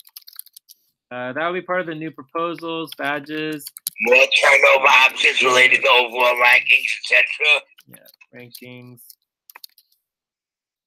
There's a whole list. We have the list up above, so we don't need to relist it. So we'll get that Alright. listed. So then we need to update, and with the reminders, we can remind people to vote on the priorities because that'll help speed up the priorities, right? Yes, I can do that also. Update Yes. and just update the priorities spreadsheet for internal. The problem is, are people going to be smart enough to know their name's not there to add a column for themselves? Yes, they are. Or we'll remind them if your name's not there, add a column for yourself. Yeah. I'll remind them with the reminder. And if they forget, just don't worry. We'll work it out. It'll all work out. Yeah. All right. Any other priorities for the full moon session? Let's break these up a little bit. So this is an internal team setup. So this is all internal team setup. Internal team setup. This is going to be client. So this will be goals. I just created internal team setup. Internal team setup. Internal team setup. All right. So it's all mostly internal team setup. Are there any other work goals that we are going to want to focus on besides Saturn session and Ceres session? Is there anything that we need to start working on new taxes? How about the new business and new clients? Yeah. Yes, new business and new clients, yes. So the new business and new clients would be considered a goal, a work goal. It would not be internal. And then once it exists, it can hire the FQN community network to do work for it, right? Right. Okay, what was the other one you just said? Did you say taxes, Steve? Yeah, I said, are there anything that we need to start working on now for taxes? Well, we just have to complete by the deadline for the extensions. We haven't done all the extensions yet. All right, so then put that down. We're way past on the nonprofit tax. The nonprofit taxes is still not done yet. What isn't done on it? It just needs to be actually put in the mail. So we're so close. And that's just Community Life Network. I'm sorry, I can't do that for you. Well, no, there's the California State one as well. There's the California State taxes. So it's done. It's done. Okay, and then we have WCTC. So I'm meeting with Melinda tomorrow, so we can breeze through Cobalt. After Cobalt, I'll be with Melinda, and we can do that. Maybe. Otherwise, it'll happen Friday. Okay. Friday's the next day I'm meeting with Melinda. All right, I finished. I told you I would do 1 hour the next day to finish the state. I sent you a message when I finished it, but I didn't get it. All right, but it's gonna take an hour to sit down, print it all out, get all the things together, get the envelopes and mail, put it on the mail, and get it in the mail. So I don't think there's anything wrong with the WCTC. You can look at it, but I don't see anything wrong with it. Well, we need to review the letter. We need to review the letter, go through all that. Anyways, let's just add the letter was about the letter specifically said that you used the wrong tax year form, and I left and I showed you. But and I that's left for the WCTC, and you said that was for the Community Life Network. No, it's for the CLN. And I found the form, and I left it in most taxes for you to see it when I cleaned up everything else. But the letters for Community Life Network, not WCTC? Yes, the letters for Community Life Network. All right. Okay. All right, cool. So that'll get done either tomorrow or Friday. Like, it should just get done. All right. Okay, but you should definitely check up on us and make sure we get it done, and remind Melinda to prioritize it. Tomorrow night with you. So yeah, I'll be around tomorrow night. Yeah, so remind Melinda to prioritize that. All right. Other than that, where this is looking good. So, any other internal setup for the team? Everything good? Well, we have to do so as soon as the full moon comes. We have to do payroll verification and everything else. That'll be coming up again. Payroll, yeah. So there's payroll. There's one more reminder, which is please fill out your work tracking. 3 days to the deadline for main buddy team proposals, and individual and main buddy team proposals. Right? Can I ask you a question? On that subject, how do I do my main buddy team proposal since my money comes from a different place to the rest of the buddy team? Main buddy teams do not have to be, you don't have to have all your members of your buddy team in the same octant. So you can have a main buddy team with multiple octants. In fact, that actually, potentially provides value. And then your actual budget can come from different locations, but your main buddy team proposal in and of itself is still a fixed specific amount. All right. You're just getting money from multiple locations. In fact, a single individual worker can actually bring in money from multiple different octants, but it's not really necessary because since you can work in any octant, you can just bring in more money to that octant, right? All right. So I think that this looks good. Are we anything else? I think we're good. Albina, Lucy, Jorge? We have No, I just want to, yeah. Just one question on for tonight. If the session started at 11 p.m. local time, how do I is that 1.5 or 2? What is it? It's a 1.5, so it would be 9 p.m. to 12 is 1.5.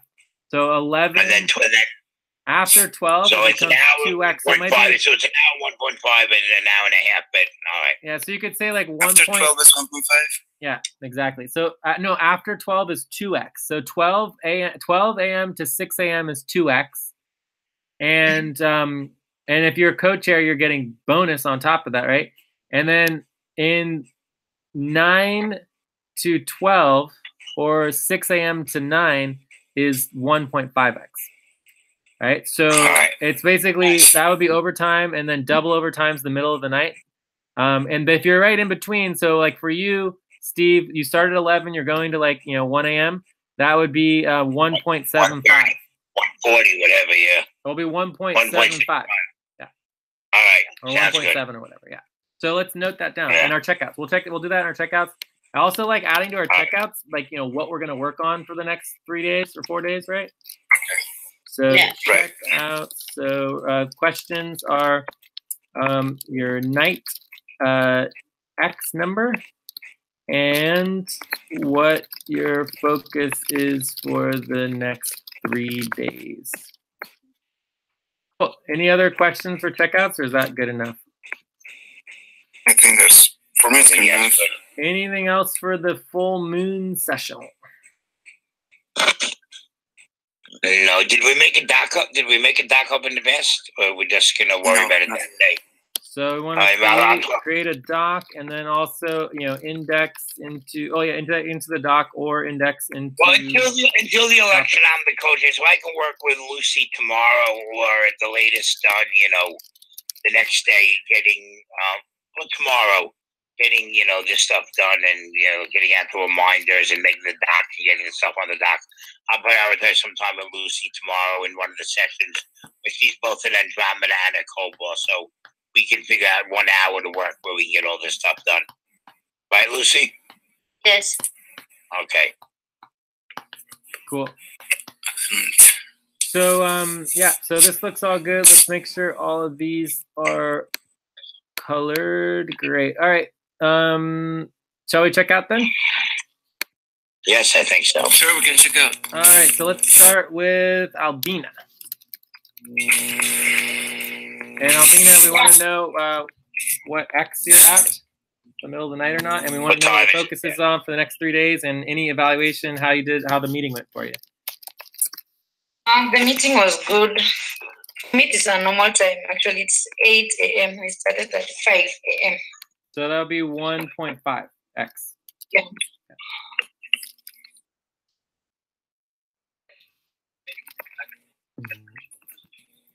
Jorge, would you like to check out? Absolutely. Wait. Hold on. Albina, what are you working on for the next 3 days? Between now and what are you working on between now and the full moon? Actually, I want to continue learning on Jorge entity. I think Steve is showing on step 6. Right. Yeah. And what else? Also executive for Jello. I think I have a schedule there also. Also want to take parts. And what else? Maybe in Canopy, if it still exists. But Canopy's not. Canopy's not really doing anything right now. Well, Canopy still exists. It's just not a budget right now, but the executives may be involved in it a little bit. We'll see. Hopefully in the future it will exist, but if it does exist again in the future, it'll be because we're making money. Right now we're not. So I feel overall that we need to get you a little more focused on some other things that are maybe some other clients besides Jorge entities as well. Yeah, I think so. Also, I would also like to take part in the Saturn session also. That would be great. Yeah, Saturn. You can work with Lucy on that too. Saturn session. Cool. Even if you actually helped out with the series session, the series session is now a brand new thing. So the series session in and of itself is going to be its own separate session. It could even have its own separate plan. If you think about it, the Saturn session is going to happen once every 14 years. During that time, there will be 7 series sessions. So they kind of are going to be intertwined. So it's like, and plus the series session might be the local SF Bay event support, right? Where we might be able to raise, 10, 100 times more money than just with the global event, okay? Yeah, and also in the calendar scheduling as a backup to Zillow will also help us. Oh yeah, schedule and calendar. So you should be in charge of getting in touch with Zila, okay? Yeah. All right, great. Thank you, Albina. Lucy. All right, did someone else start already? Jorge, yeah, Jorge, you started. Continue. Well, this was very informative.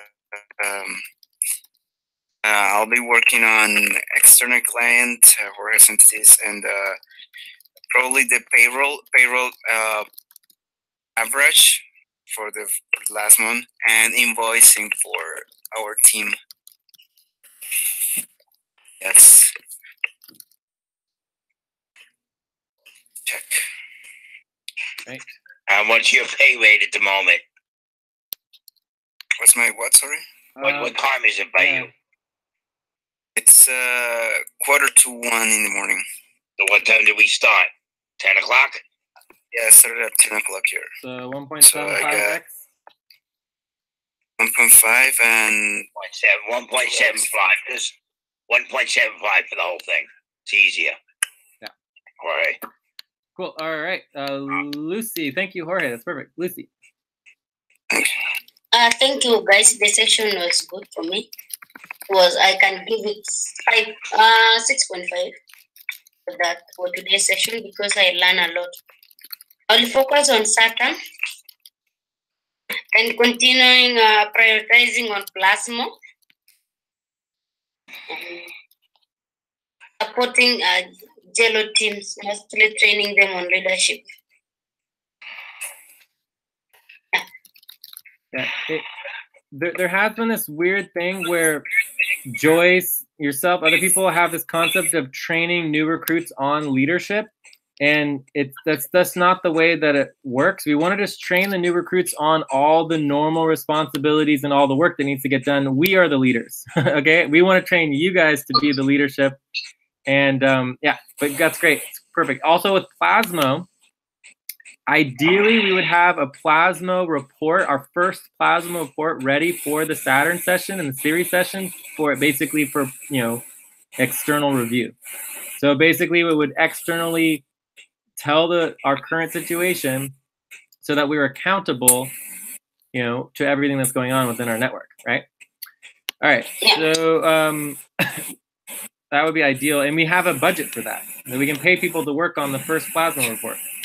All right, I'm going to go next. Thank you, Lucy.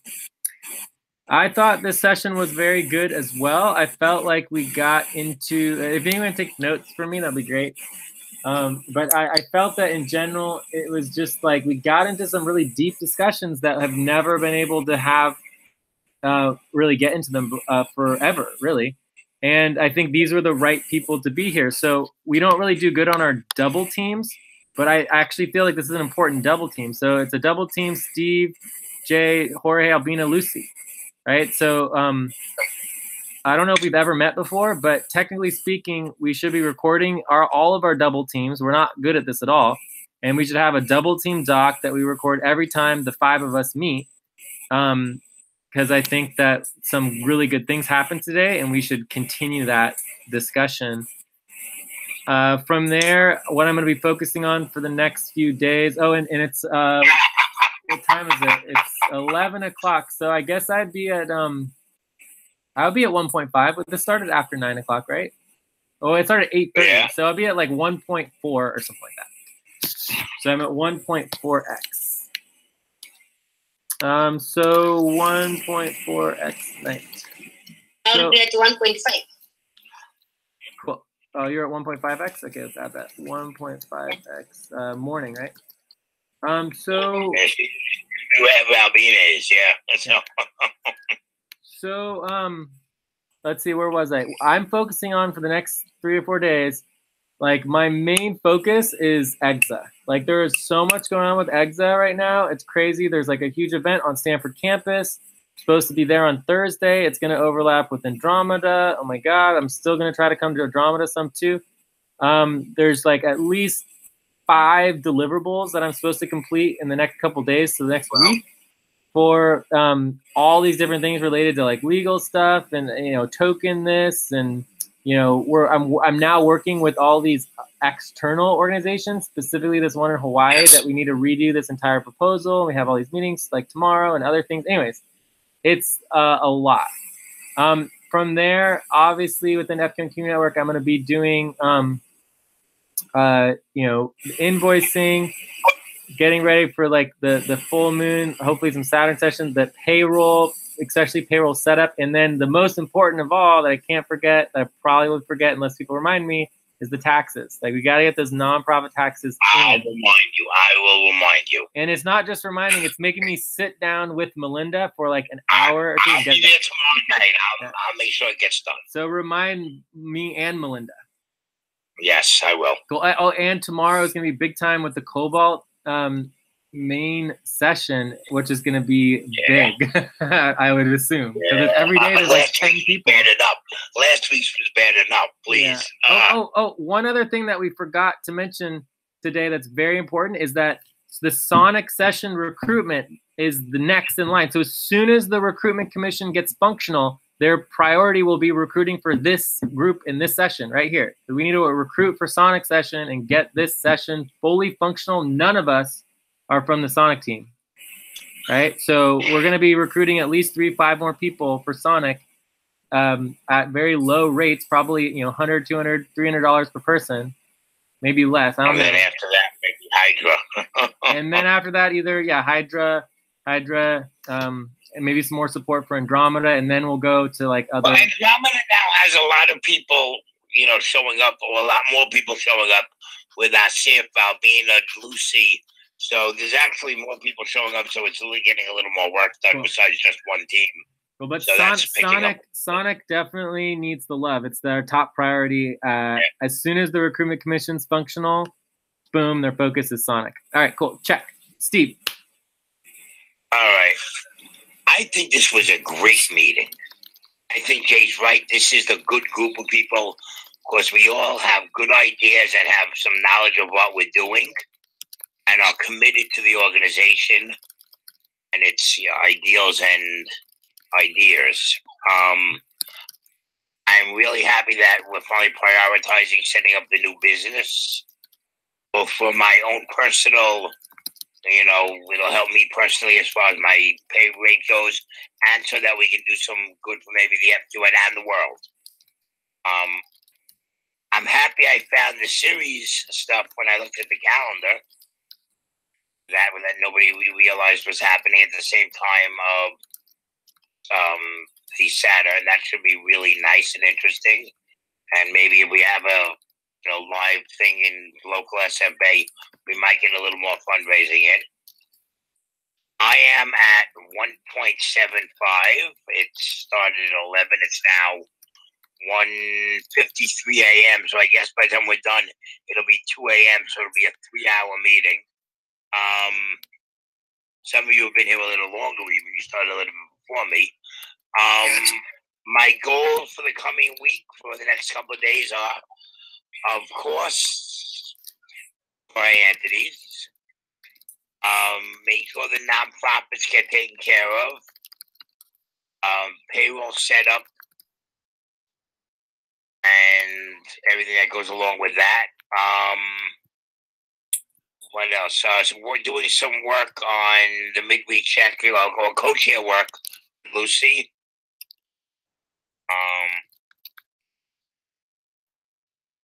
And I'd really like to, if I can squeeze it in, take a look at VZX Mesh. If I can squeeze it in somewhere. Oh boy, I have a good one on that. I've been tasked by Vienna to do a full bill for a bunch of bill stuff under her finances to EXA Also related to that, Jorge entities, there is a whole laundry list, especially for 2017 and some of 2016, for bills that we can bill from Jorge to EXA to potentially bring in more money. So that's 2 sets of bills that need to happen. I think we have a couple weeks before I have to worry about Vienna's, but can I ask you one question on her entities? What? Can I ask you one question? Yeah. One question on her entities. So as soon as we finish his business taxes, we start his personal taxes, right? The personal taxes are interlaced with it. I mean, all you have to do for the personal taxes is just do a 1040 with the total draw and attach a K1. It's it. There's nothing else. It's super simple. And we don't have to worry about daddy in the personal taxes. No, don't have to worry about daddy. Yeah. Okay. All right. Just wanted to check. I want to, because we were setting like 2 different packages. Like we have to work on the on one at 5%, one at 95%. It's a pain in the neck. True. We're getting it done, though. We're getting it done. Okay. All right, and that's it. That's where I am. Right. And of course, any help with the Saturn and the same thing, But if Lucy needs any help, I'm always there. And some training of other people on other stuff and whatever else, All right.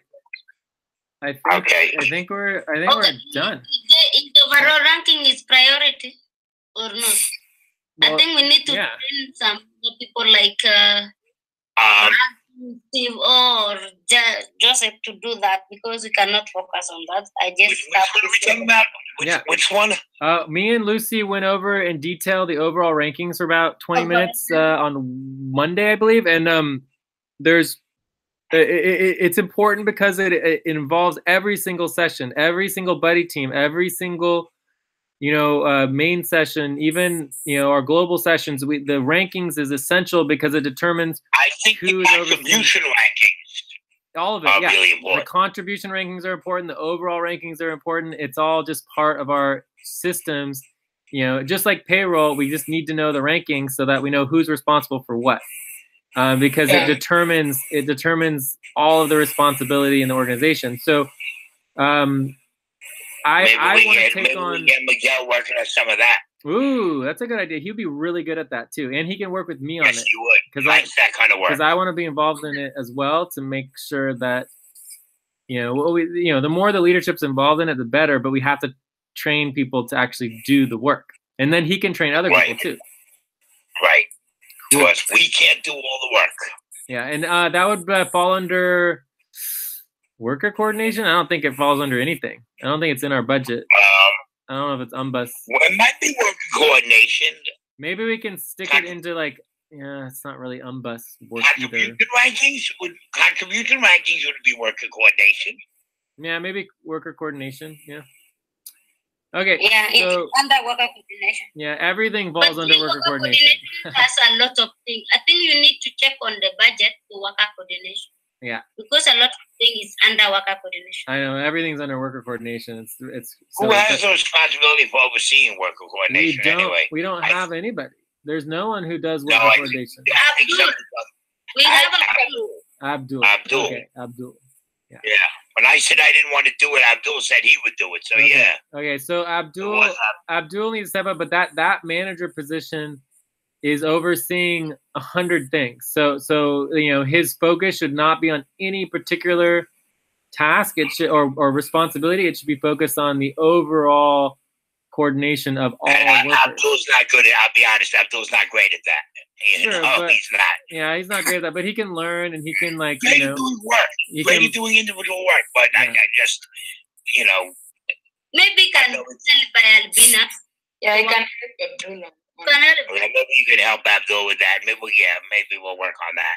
Yeah, and as that would work. As the executive, Albina is good at that. Because Albina is good at that. Yeah, and just like a tiny little side note, with me and Lucy, Albina, Joyce, other people, Abdul, helping out with the executive Jello team. The goal is that during the sessions, all right, that all the other work can get put aside and given responsibility to other people, so that then me and Lucy, or me and Joyce, or me and Albina, or me and Abdul can step aside and focus on the executive priorities. The executive priorities are very, very different than all the other priorities. They involve urgent, super essential things that no one else knows how to do, or they involve basically like longer term things that you always forget about and fall through the cracks because they only happen at these different cycles, you know?